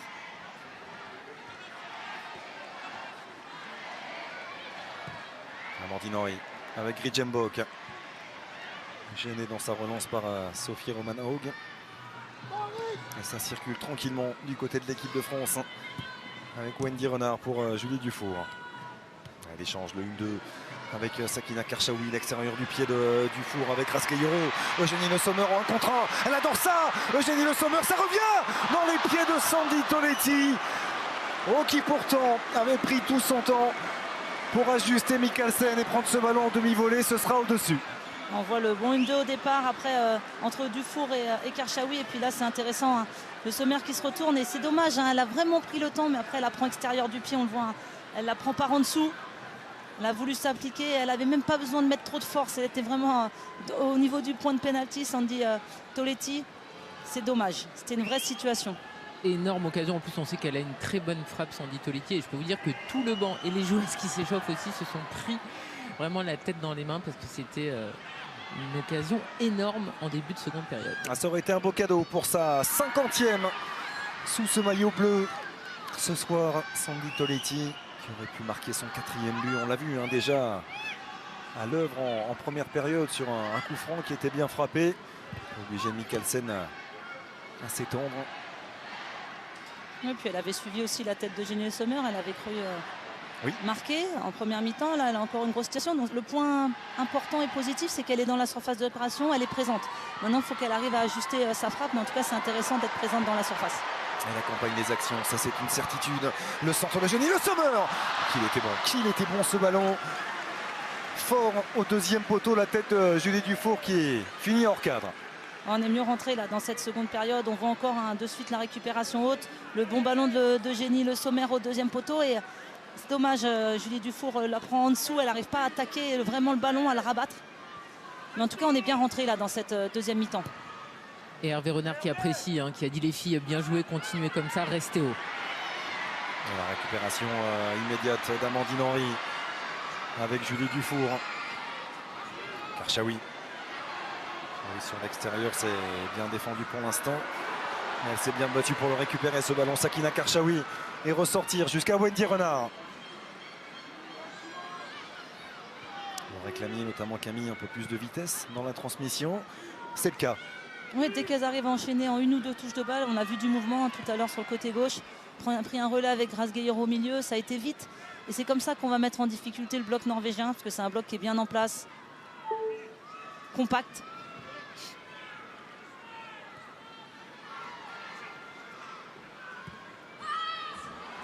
Karchaoui.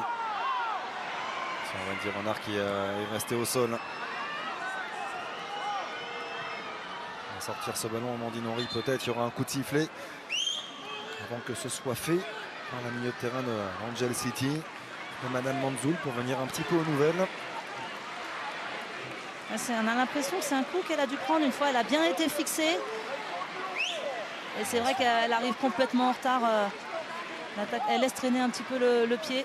C'est le Vénus qui arrive en retard dans cette envie de gêner la relance, dans cette envie de venir presser Wendy Renard. C'est possible, au niveau du couper sternum, il me semble. Couper la respiration peut-être aussi.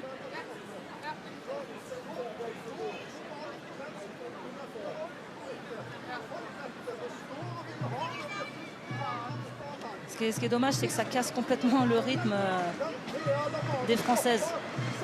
Sur le regard attentif, le président de la Fédération française de football, M. Philippe Diallo, présent. Aline Reira est également là, à ses côtés, dans ce stade Auguste Delaune. On a parlé de ces rencontres, la première rencontre de l'équipe de France féminine depuis un certain 23 octobre 2017, il y a 6 ans de cela. J'avais vu les Bleus s'imposer 8-0 face au Ghana. Il y avait également eu déjà un France-Norvège dans l'histoire il y a 10 ans. Grâce à un but de Gaëtan Kiné, les Bleus s'étaient imposés 1-0. Match préparatoire de l'Euro. Il y a les pionnières qui sont présentes également ce soir à Auguste Delaune parce qu'on sait que Reims a marqué l'histoire du football chez les garçons. Le Reims de Raymond Coppa, notamment de Juste Fontaine, des années 50, des années 60 et dans le foot féminin aussi. Oui, le Stade de Reims est un club qui a compté. Oui, chez les filles aussi, c'est vraiment elles qui ont été les premières à faire évoluer notre discipline et c'est intéressant parce que souvent elles sont au rassemblement des anciennes internationales. Elles sont fières aussi de voir le chemin qui a été parcouru pour le football féminin et elles ont beaucoup contribué. Le Vénus avec Biel 2 devancé par Julie Dufour. Ça aussi c'est un retour important. Important dans la rigueur du travail défensif effectué par la joueuse du Paris FC.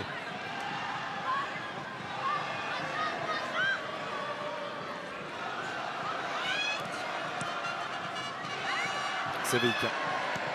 Biel 2. La récupération à Julie Dufour qui peut glisser ce ballon à Jenny Le Sommer. L'accélération de Jenny Le Sommer et la conduite de balle qui manque malheureusement de précision. Elle a poussé un petit peu loin son ballon, Jenny, c'est dommage. C'est dommage, après il n'y avait pas de vrai décalage. Grace Guerreiro essayait de se rendre disponible, mais c'est bien défendu aussi de la part de l'équipe norvégienne. Engen avec le Vénus. Allons vers le deuxième poteau. Le bon contrôle de la poitrine et le drapeau qui va se lever pour sanctionner le déplacement et la position d'Elisabeth Sterland. Elles auront été prises très souvent en position de hors-jeu, les Norvégiennes. Et facilement. Ouais. Et ça montre, on en parlait, l'importance des automatismes aussi avec notre ligne défensive. Et on voit qu'elles gèrent très bien, elles sont bien alignées, elles gèrent bien la profondeur. Le petit ballon piqué de Sakina Karchaoui. Il y avait faute, mais l'avantage est laissé. Avec l'accélération de Julie Dufour qui entre dans la surface de réparation, qui se remet sur son pied droit. Julie Dufour, le petit ballon pour Le Sommer. Avec Toletti maintenant. Toletti pour Baltimore. C'est un peu profond, même si elle va pouvoir le récupérer. Sandy Baltimore. Le centre fort au premier poteau repoussé. Sophie Romanog. Dépossédée du ballon par Elisa de Almeida. Il y a toujours la solution apportée par Sandy Baltimore. Amandine Henry peut prendre sa chance à cette distance. Amandine Henry, même du pied gauche. Et c'est capté en 2 temps par Mikkelsen. C'est bien joué, il faut frapper. C'est ce que n'ont pas réussi à faire auparavant Dufour, Le Sommer. Et là, Amandine Henry, elle a tenté sa chance. C'est bien joué, pied gauche, elle a de la puissance. Après, forcément, la gardienne était sur la trajectoire. C'est dommage, mais en tout cas, ça permet au bloc adverse de sortir et c'est important. C'était appliqué, Amandine Henry, dans sa prise d'appui, notamment. On a vu quand on est à pied opposé, c'est jamais évident. On a mis beaucoup de soin dans la préparation de cette frappe. Amandine Henry qui était cadrée. La relance de Constance Picot qui est bonne vers Julie Dufour. C'est là où elle est précieuse, hein, Julie Dufour, dans la protection du ballon et la qualité technique aussi derrière pour pouvoir le conserver et éliminer. C'est un bon ballon là aussi, Gridgenbok a de suite trouvé Baltimore, capable d'aller un peu plus vite. C'est dommage qu'après on n'arrive pas à enchaîner plus vite parce que l'envoi, le bloc norvégien s'est de suite repositionné. Mauvaise remise de Grace Gayoro.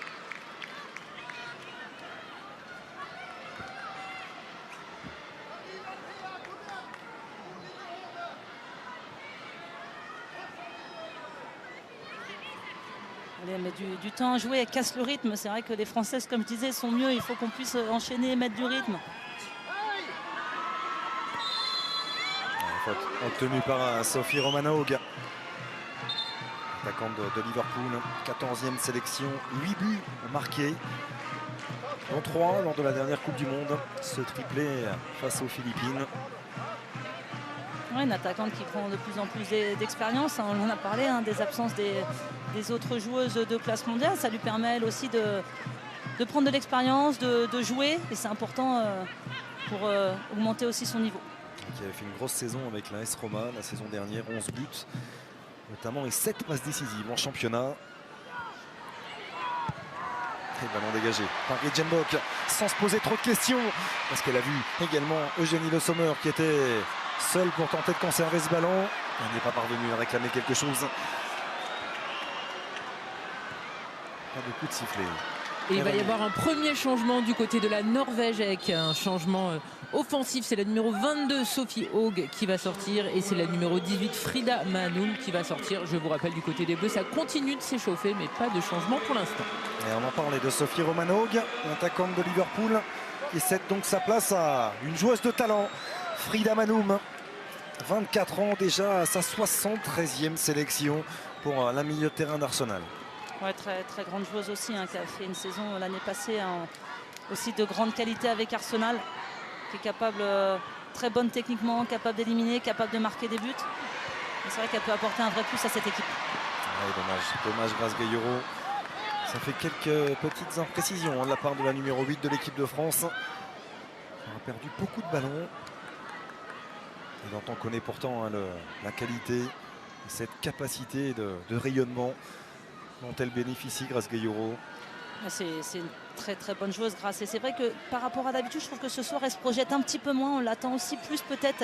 Elle est très forte dans ses projections, justement, mettre ses appels dans le dos de la défense qui font souvent très mal. Elle en fait un petit peu moins ce soir. Et c'est aussi pour ça que l'équipe de France a plus de mal de créer de l'incertitude et du déséquilibre.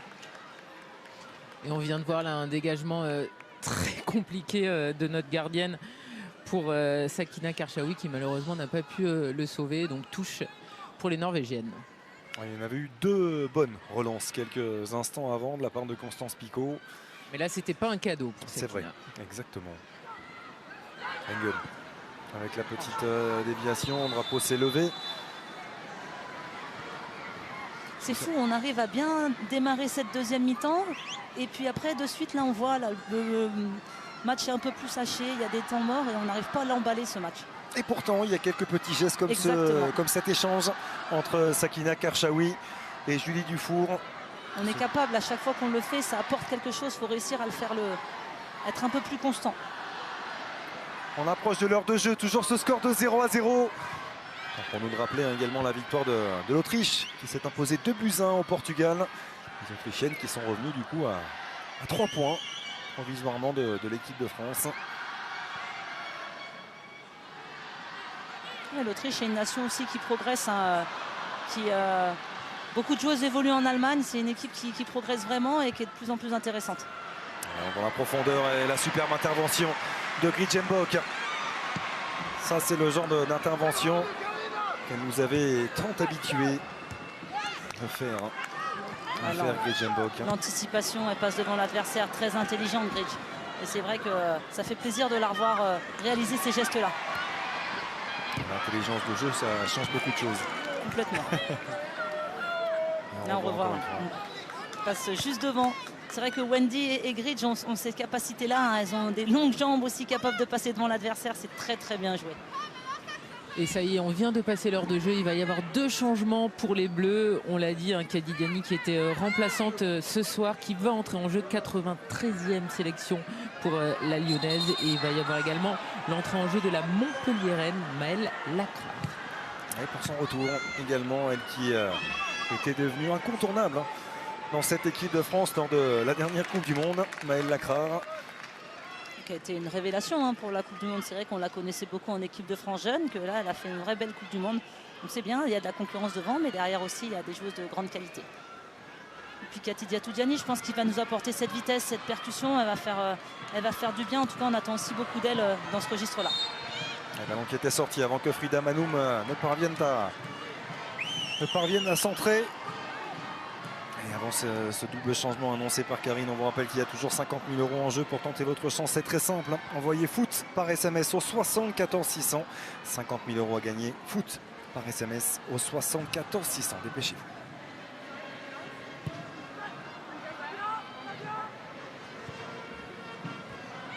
La Marseillaise qui repart de plus belle dans les travées de Delaune.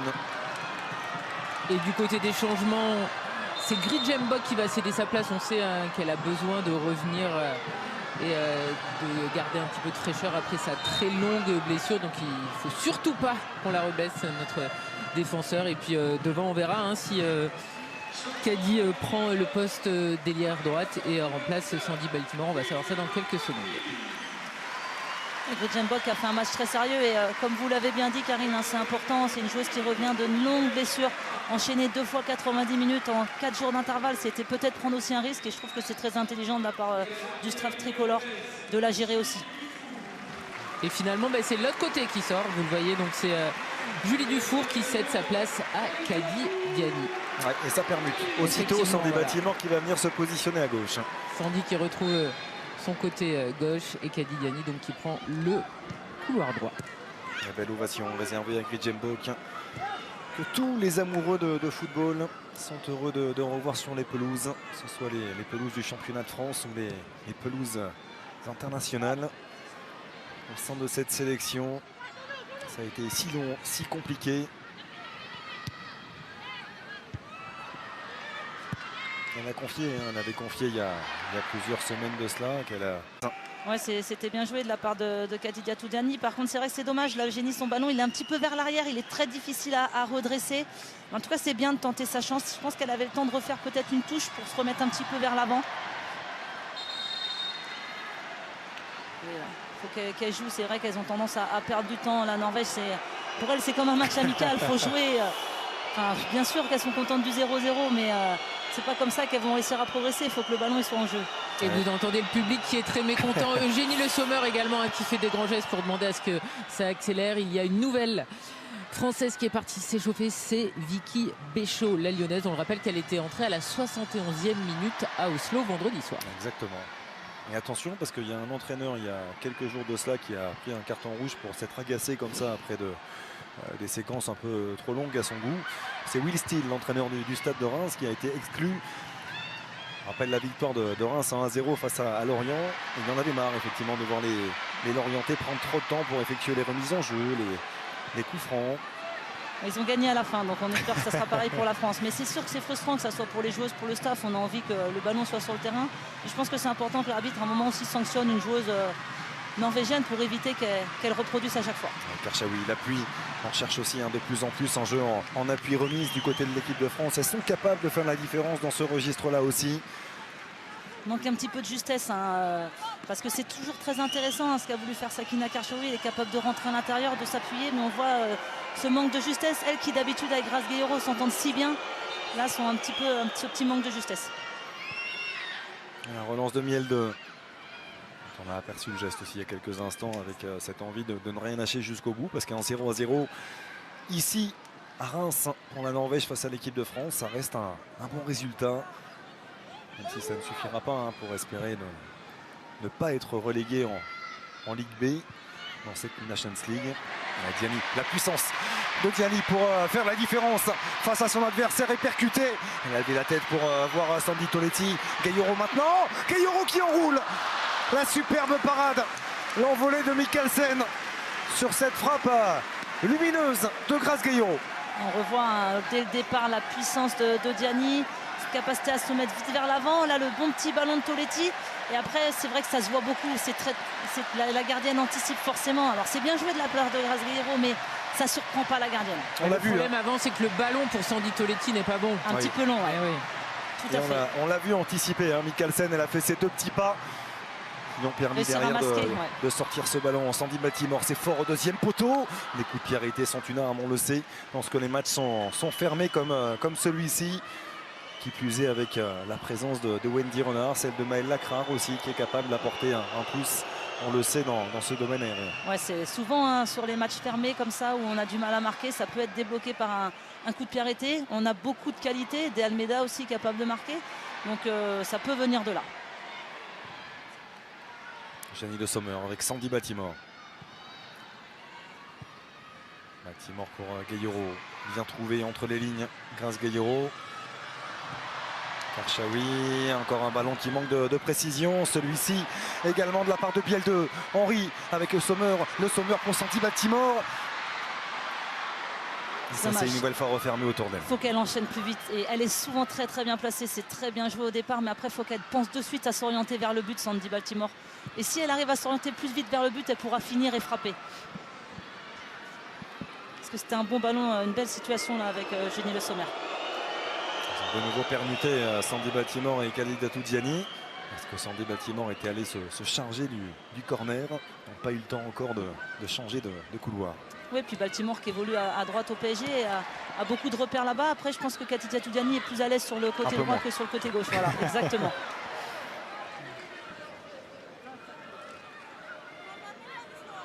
Même si elle est capable de rentrer aussi, de frapper, mais elle a moins de repères et moins l'habitude.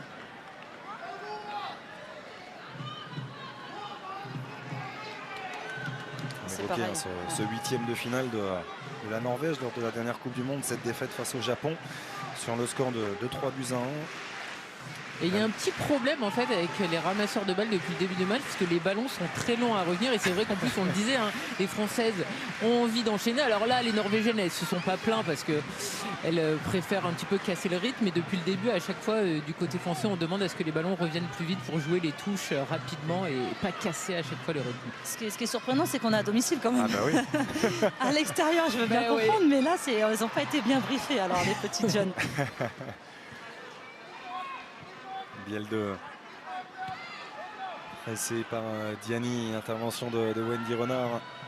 Berisa a le pied un peu haut de la part de Le Sommer, mais sans faute, avec Sandy Baltimore qui est parti dans la profondeur. Il va aller défier son vis-à-vis. Sandy Baltimore se remettre sur son pied gauche, et c'est le poteau qui vient sauver Mikkelsen. Ah, c'est dommage, quelle frappe.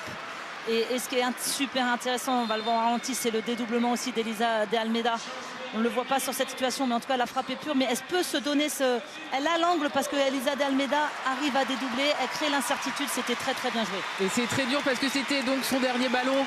Elle sort sur une ovation, Sandy Baltimore. Donc changement à nouveau offensif, Sandy Baltimore qui rejoint le banc. Et donc je vous le disais, elle était en train de s'échauffer. Vicky Béchaud qui entre à sa place. Ouais, c'est du poste pour poste bien sûr entre Sandy Baltimore et Vicky Béchaud. Et on revoit cette superbe inspiration, Camille. La qualité de frappe et la qualité aussi pour se mettre en position, pour déclencher. Même si vous le rappeliez fort justement, il y a ce dédoublement aussi qui ouvre effectivement l'espace. Ouais, je trouve que Baltimore a fait un très bon match. Ça a été la Française la plus dangereuse sur ses 70 premières minutes. Elle a été en situation de frappe plusieurs fois. Elle a vraiment apporté quelque chose. Mais ça va être intéressant aussi l'entrée de Vicky Béchaud, qui est capable, on l'a vu à Oslo, de faire de grandes différences. Donc ça va être très intéressant de l'avoir aussi à l'œuvre. Une attaque 100% lyonnaise pour finir ce match. Vicky Béchaud, Jenny Le Sommer et Khadijatou Diani. Et du coup, on retrouve Khadijatou Diani à gauche. Béchaud. Ça ne sera pas cette fois-ci dans son 1 contre 1. Jenny Le Sommer tente de prendre l'extérieur. Jenny Le Sommer s'appuie sur Vicky Béchaud. Engen qui est là pour la contrarier. La frappe pied gauche de Sandy Toletti au-dessus de la transversale. Alors on revoit essayer de prendre. Ce qui est intéressant, c'est se mettre en position de frappe, mais je repense à la phrase d'Hervé Renard à la mi-temps. Peu de frappes cadrées, on le voit encore sur cette frappe de Toletti. Oui, globalement, dans ces 71 premières minutes, on a senti un déchet technique assez rare et qui n'est pas forcément le cas habituellement du côté de l'équipe de France. On l'a vu dans ce dernier geste, on l'a vu sur des frappes, c'est vrai. On l'a vu sur des centres aussi, sur des combinaisons dans le cœur du jeu. On évoquait Grace Gayoro qui a perdu 2-3 ballons sur des remises. Qui plus est dans des conditions comme ça, Camille, on se doit d'être plus juste techniquement. Complètement, ça se joue sur des détails. Quelquefois le ballon un tout petit peu plus mieux donné. Gianni qui est passé, qui peut s'appliquer sur son centre. La tête de Biel de Toletti avec Grace Gayoro en demi-volée. Sans danger pour Mikkelsen. Dommage, c'était le jeu aussi. Là c'est bien joué de la part de Gianni, on en parlait. Je pense que Kadi doit faire encore un meilleur centre. Elle n'est pas attaquée, elle doit être capable de trouver sa coéquipière. Par contre derrière on est au deuxième ballon et on se met en situation de frappe, c'est intéressant. La relance courte avec la milieu de terrain du Barça, Engen, Karina Sevic. Petite faute, pas de coup de sifflet, Biel 2. Attention, Mikkelsen a pressé aussitôt par le Sommer. Et Grace Gayoro a bien fait, superbe. Sevic avec Engen. Le Vénus en vitesse face à Sakina Karchaoui. Le Vénus qui insiste. Qui va attendre du soutien. Il n'y en avait que très peu. Et obtenir une remise en jeu. Elle est satisfaite. Ouais. On l'a vu de son travail, Mathilda Levenius. Elle essaye de motiver ses coéquipières, d'être un petit peu plus haut parce que la France quand même domine cette rencontre mais ne concrétise pas. Donc forcément, elles mentalement, elles espèrent réussir à marquer, réussir à créer l'exploit. Théa Biel pour effectuer cette remise en jeu. Avec Karina Sevic, elle obtient un corner. Karina Sevic, l'attaquante de Vålerenga. C'est ce qu'elle cherchait, c'était essayer d'obtenir un corner. On sait aussi que dans l'équipe norvégienne, il y a de la taille, il y a de la qualité. On en a parlé tout à l'heure, c'est des situations où aussi bien on peut marquer, mais on peut aussi être en difficulté. Donc il faut être très vigilant et très concentré. Karina Sevic qui avait porté les couleurs de Wolfsburg et du Paris Saint-Germain également lors de la saison 2019-2020, avec 11 petites apparitions en championnat. Et le corner est bien frappé. La sortie de Constance Picot qui était partie un petit peu à l'aventure sur ce corner qui était très bien tiré de la part de Brad Berlund. Ouais, c'est Miel 2 à la retombée. C'est vrai que bien tiré fort au premier poteau. Miel 2 qui arrive lancé, qui passe devant Picot. Et si c'est cadré, on aurait pu être en grosse difficulté. Et la qualité du pied gauche de Marit Lund.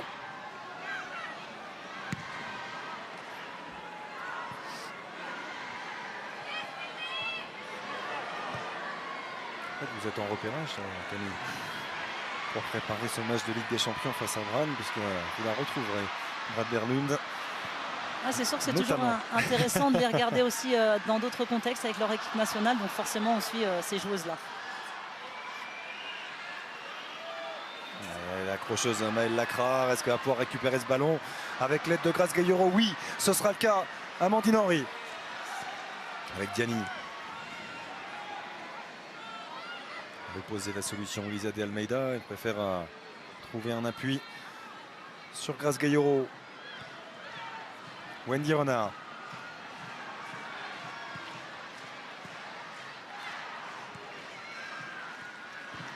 Et on l'a dit, le Paris FC qui fait une très belle saison actuellement. Il va y avoir un très grand moment pour Mathilde Bourdieu qui va connaître sa première sélection. Il y a tout le monde qui l'encourage. Elle est en train de prendre les dernières consignes auprès d'Hervé Renard et elle va donc entrer en jeu pour un peu plus d'un quart d'heure. Donc grand moment pour Mathilde. Très grand moment effectivement. Ça va être fort intérieurement sans aucun doute pour Mathilde Bourdieu, l'attaquante du Paris FC. Tout comme Julie Dufour, d'ailleurs, le week-end dernier, il y a 10 jours de cela, avait marqué avec le PFC face à Dijon lors du succès 6-0 des Parisiennes.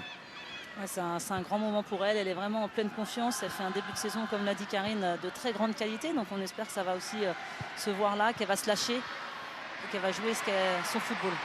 Le décalage a été fait là avec Elisa de Almeida pour Vicky Béchot. On trouve Elisa de Almeida, elle aurait pu centrer en une touche, elle a un petit peu hésité. Le contrôle orienté d'Amandine Henry face à Engen, le centre. Il était bon ce centre piqué de la part d'Amandine Henry, mais la prise de balle aussi d'Aurora Mikkelsen.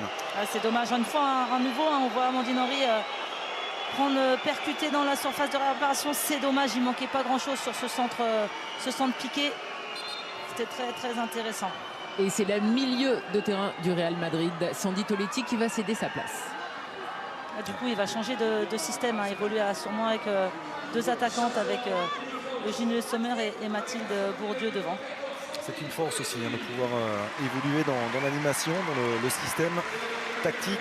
On sait qu'il a déjà évolué en 4-4-2 lorsque Kadi Diani était notamment associé à Eugénie Le Sommer. Il est revenu aussi à un 4-3-3 pour renforcer le cœur du jeu. Ouais, puis il veut marquer, il veut aussi gagner, donc il espère en mettant une attaquante supplémentaire, en gardant Eugénie Sommer capable de marquer à tout moment. Là, il a 4 vraies joueuses offensives capables de débloquer la situation. Et Théa Biel-2 qui ne s'est pas fait beaucoup d'amis, Karine. Ah, c'est terrible. À chaque fois maintenant, c'est déhué, effectivement. Et puis là, il y a une petite explication entre l'arbitre et la gardienne norvégienne. Et encore déhué. Elle va céder sa place, la Biel-2 d'ailleurs, il me semble. Être remplacé par Tuva Hansen. En train de se préparer sur le bord du terrain. Exactement, la numéro 13 est déjà sortie. Et puis, vous l'avez dit, Tuva Hansen va entrer. Ça sera donc le deuxième changement pour la Norvège. On est des joueuses buteuses avec leur club lors de la dernière journée de D1 Arkema. Mathilde Bondieu et Julie Dufour. C'était le cas bien sûr également pour Eugénie Le Sommer. Et pour Amel Majri, notamment de la victoire 5-1 de l'Olympique Lyonnais ici, en terre rémoise. Tout à fait. Sandy Baltimore a également marqué avec le Paris Saint-Germain.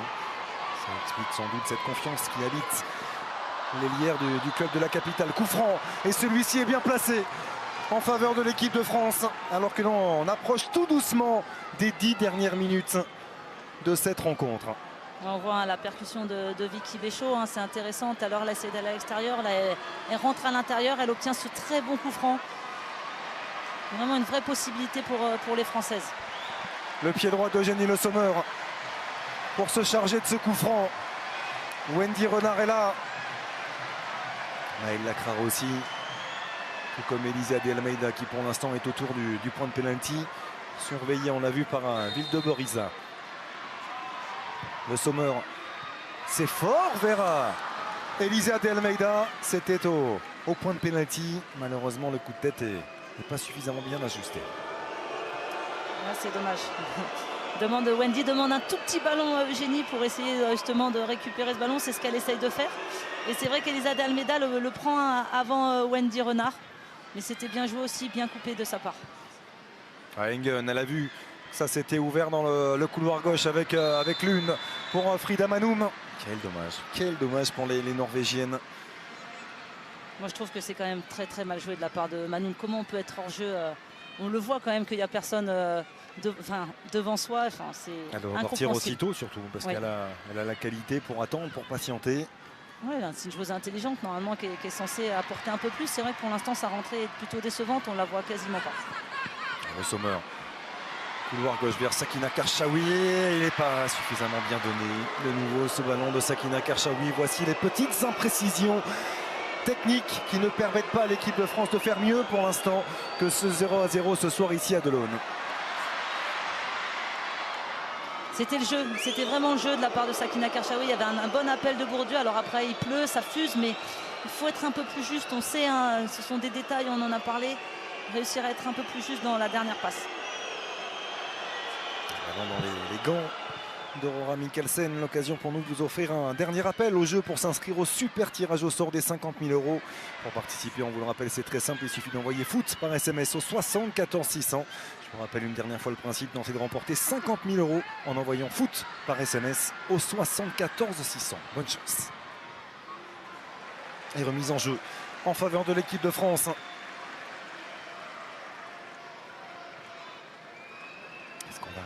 Rester à une égalité parfaite dans les confrontations entre la France et la Norvège. On rappelle 8 victoires de chaque côté, 8 matchs nuls On va avoir des situations, c'est sûr, encore. On pousse et il va y avoir des occasions. Il va falloir être efficace. En tout cas, on va avoir des opportunités. Il reste encore du temps pour concrétiser les actions. Un ballon dans le couloir droit. Donné par Grace Gayoro vers Elisa de Almeida. Va être freiné par Frida Manoum. Almeida avec Vicky Béchot. Elle est capable de nous apporter cette étincelle. La lyonnaise Vicky Béchot, on le sait. Le centre, point de pénalty. La tête de Diani. C'est juste à côté. C'est dommage, c'est bien joué. C'est bien joué. C'est vrai que on a vu toute la préparation du centre de Vicky Béchot. Et puis c'est très intéressant de la part de Khadija Toudiani qui passe devant son adversaire direct. Et on voit le ballon, comment il accélère et il fuse. C'est dommage qu'il ne soit pas cadré.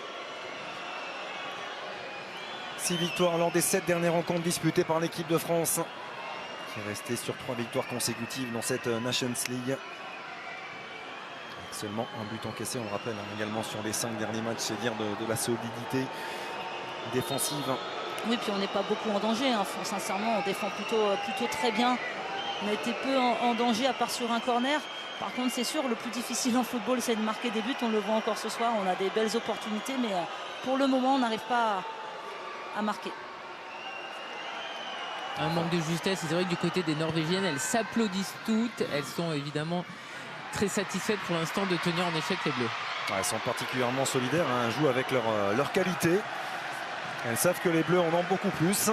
Mais ensemble, elles parviennent à faire quelque chose d'intéressant, à tenir tête tout simplement à l'équipe de France.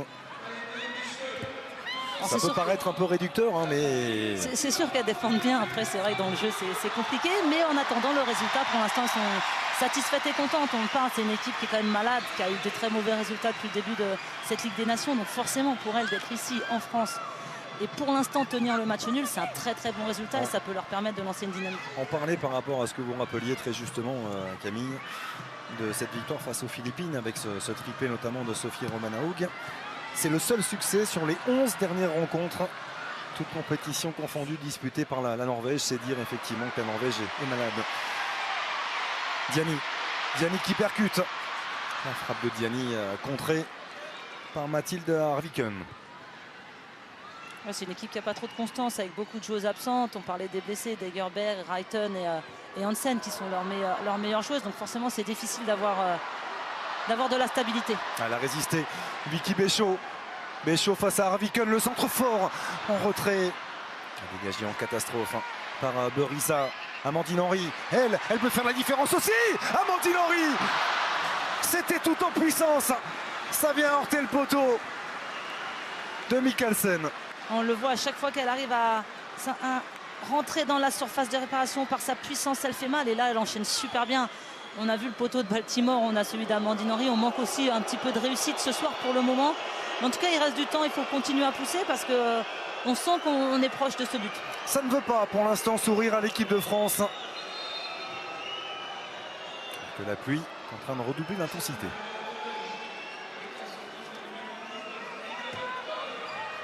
Un nouveau changement du côté des Norvégiennes. Effectivement, avec la numéro 19, Elisabeth Terland qui sort, et c'est la numéro 14, Lisa Nalsund, qui entre. 3e changement donc pour les Norvégiennes. Accent norvégien parfait, Karine Galli. Bien sûr. Elle avait bien révisé. Bien sûr. J'étais en Norvège il n'y a pas longtemps, c'est pour ça. C'est vrai. À Bergen, tout à fait. Je suis pas certain que vous en avez profité pour réviser. Enfin, bon. J'ai quelques doutes également. Et le bel échange entre Vicky Béchot et Eugénie Le Sommer, qui elle a envie de forcer la décision. Eugénie Le Sommer, l'inspiration était là. Malheureusement, c'est la barre transversale cette fois-ci qui vient s'opposer à l'équipe de France. Elle était partie dans son rush individuel, c'était super bien joué encore. Elle fait un premier grand pont, elle enchaîne la frappe comme ça à l'instinct. Et c'est vraiment dommage parce qu'elle a failli réussir à lober la gardienne. Non, ça c'est vraiment l'instinct de la buteuse Eugénie Le Sommer. Et écoutez Auguste Delon qui pousse. C'est Vic. Attention au contre. Il en parlait, Hervé Renard, de ne pas trop se découvrir non plus. Frida Manoum, bien prise par l'excellent retour de Maëlle Lacra. Oui, on gère bien. Même s'il faut faire attention, on gère bien. On n'a pas été en difficulté. Très bien géré par l'Accra. Sur Wendy Renard, la relance avec Amandine Henry. Un très bon match. Amandine Henry, on aura vu très à son avantage au milieu de terrain. Elle apporte toute sa puissance aussi bien dans l'aspect défensif qu'offensif. Qui n'a plus marqué en bleu depuis plus de 4 ans. C'était en juin 2019, lors de la Coupe du Monde face au Brésil. On est bien sûr heureux aussi de revoir avec ce maillot de l'équipe de France qui lui va si bien. Il n'était pas loin d'inscrire son 14e but en équipe de France. La transversale de Wendy Renard. Elisa de Almeida.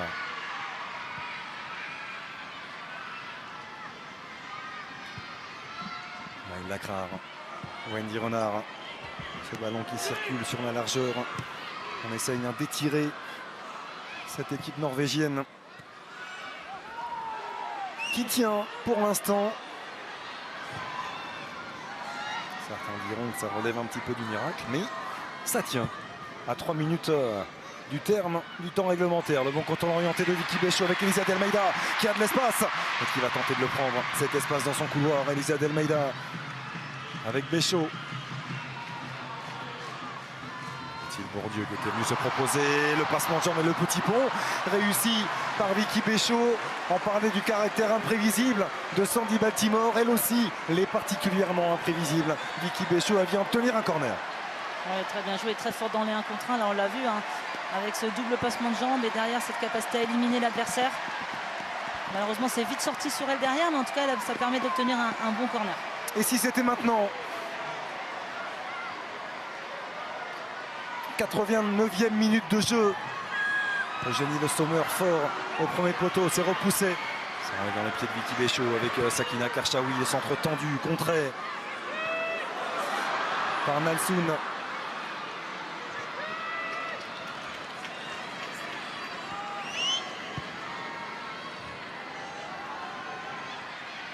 Wendy Renard qui est resté aux avant-postes, mais non, qui retourne derrière, qui voulait ce ballon long. Amandine Henry, Gaillero. Et Almeida. Et non, elle ne réclamait pas là. Mathilde Bourdieu qui souhaitait davantage recevoir ce ballon dans les pieds. Qui a tendance aussi à venir jouer un peu plus en point d'appui. C'est ce qu'elle voulait sur cette situation. Ça revient dans les pieds de Diani. Frappe contrée par Miel 2. On parlait de l'expérience de Maren Miel 2 qui est en train de faire un très gros match. Diani, Karchaoui.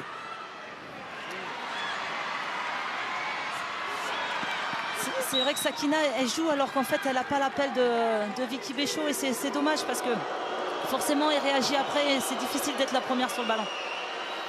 C'est une expression qu'on emploie souvent. C'est souvent l'appel qui déclenche la passe et non l'inverse. Sur ce cas-là, on vient de le voir. Voilà, exactement.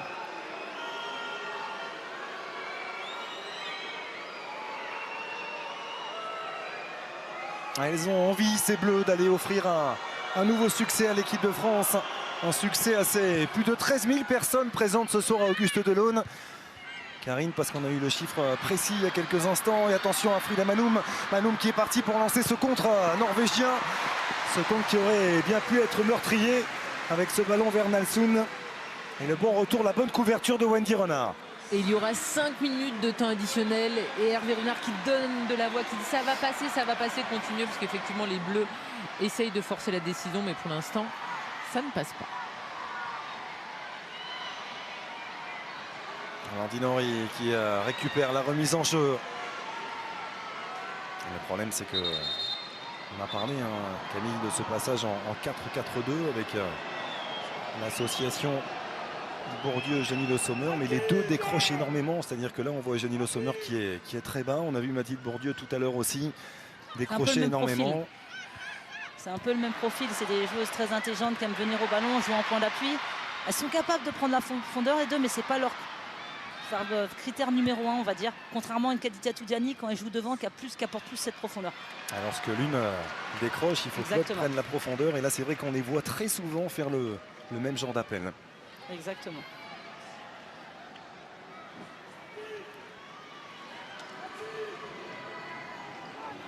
Ce ne sera pas un corner, mais bien une remise en jeu. Simplement en faveur des Norvégiennes. Avec Marie Klunz.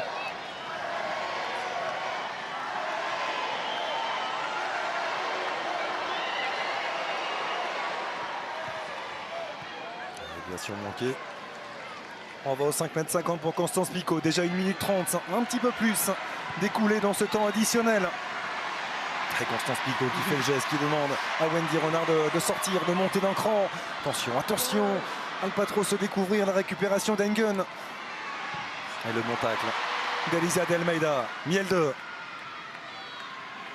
Quand on parle d'expérience, on vient de voir l'intervention au petit extérieur du pied pour laisser le ballon au sol.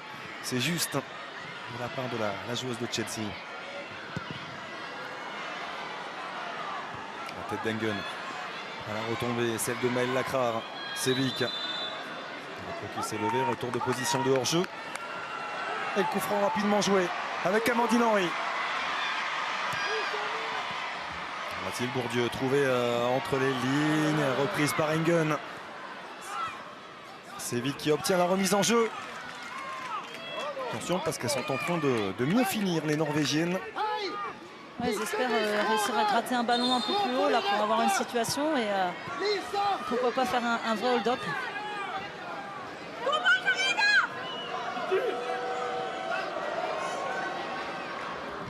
Tuva Hansen. La mise en jeu toujours en faveur de la Norvège.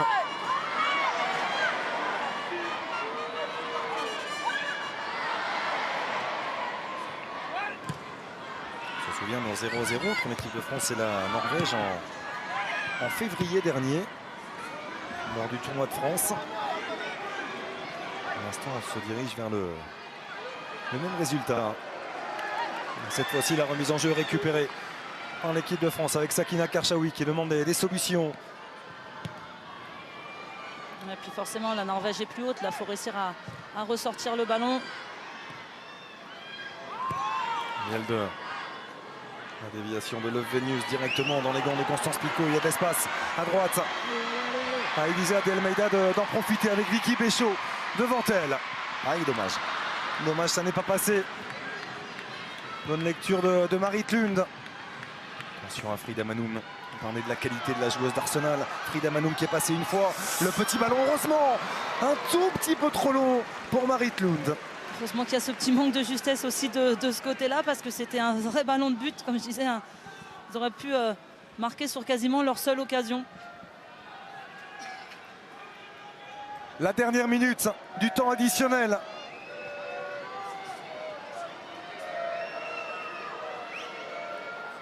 L'équipe de France qui au mois de décembre recevra l'Autriche avant de se déplacer au Portugal. Voici les deux prochains rendez-vous des Bleus dans cette Nations League.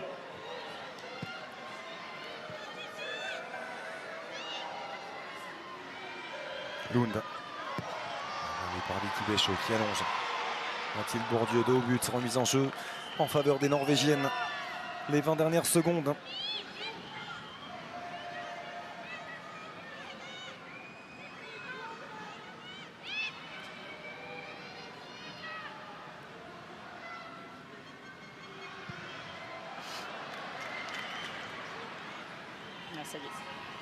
Et on n'ira pas plus loin. Le coup de sifflet de Katarina Mansoul, l'arbitre centrale ukrainienne, pour mettre un terme à cette rencontre de la 4e journée du groupe 2 de cette Ligue des Nations. L'équipe de France tenue en échec à domicile ici au stade Auguste Delaune. 0-0 face à la Norvège. Camille, forcément de la déception, on peut le voir un petit peu sur le visage de Jenny Le Sommer et de ses coéquipières. Elles auront dominé cette rencontre, elles se seront créées les meilleures occasions et elles ont par séquence joué de malchance aussi avec les poteaux qui auront été trouvés à plusieurs reprises, la barre transversale également, même si ça aura également manqué de justesse technique par séquence. L'analyse immédiate d'Hervé Renard, le sélectionneur des Bleus, au micro de Karine Galli. Hervé, quelle est votre analyse de cette rencontre? Vous aviez demandé plus de rythme, plus de justesse, plus de frappe également en seconde période. Est-ce que ce que vous avez vu après la pause vous a convaincu? Oui, c'était bien, oui. On a cadré un peu plus puisqu'on a touché 3 fois les montants. Il y a des soirs comme ça où on manque un petit peu de précision, un petit peu de réussite. Ça fait partie du football, il faut l'accepter. Hervé, on a senti dans cette rencontre un manque de justesse technique, notamment au milieu de terrain. Oui, en deuxième mi-temps, il y a eu beaucoup de bonnes choses.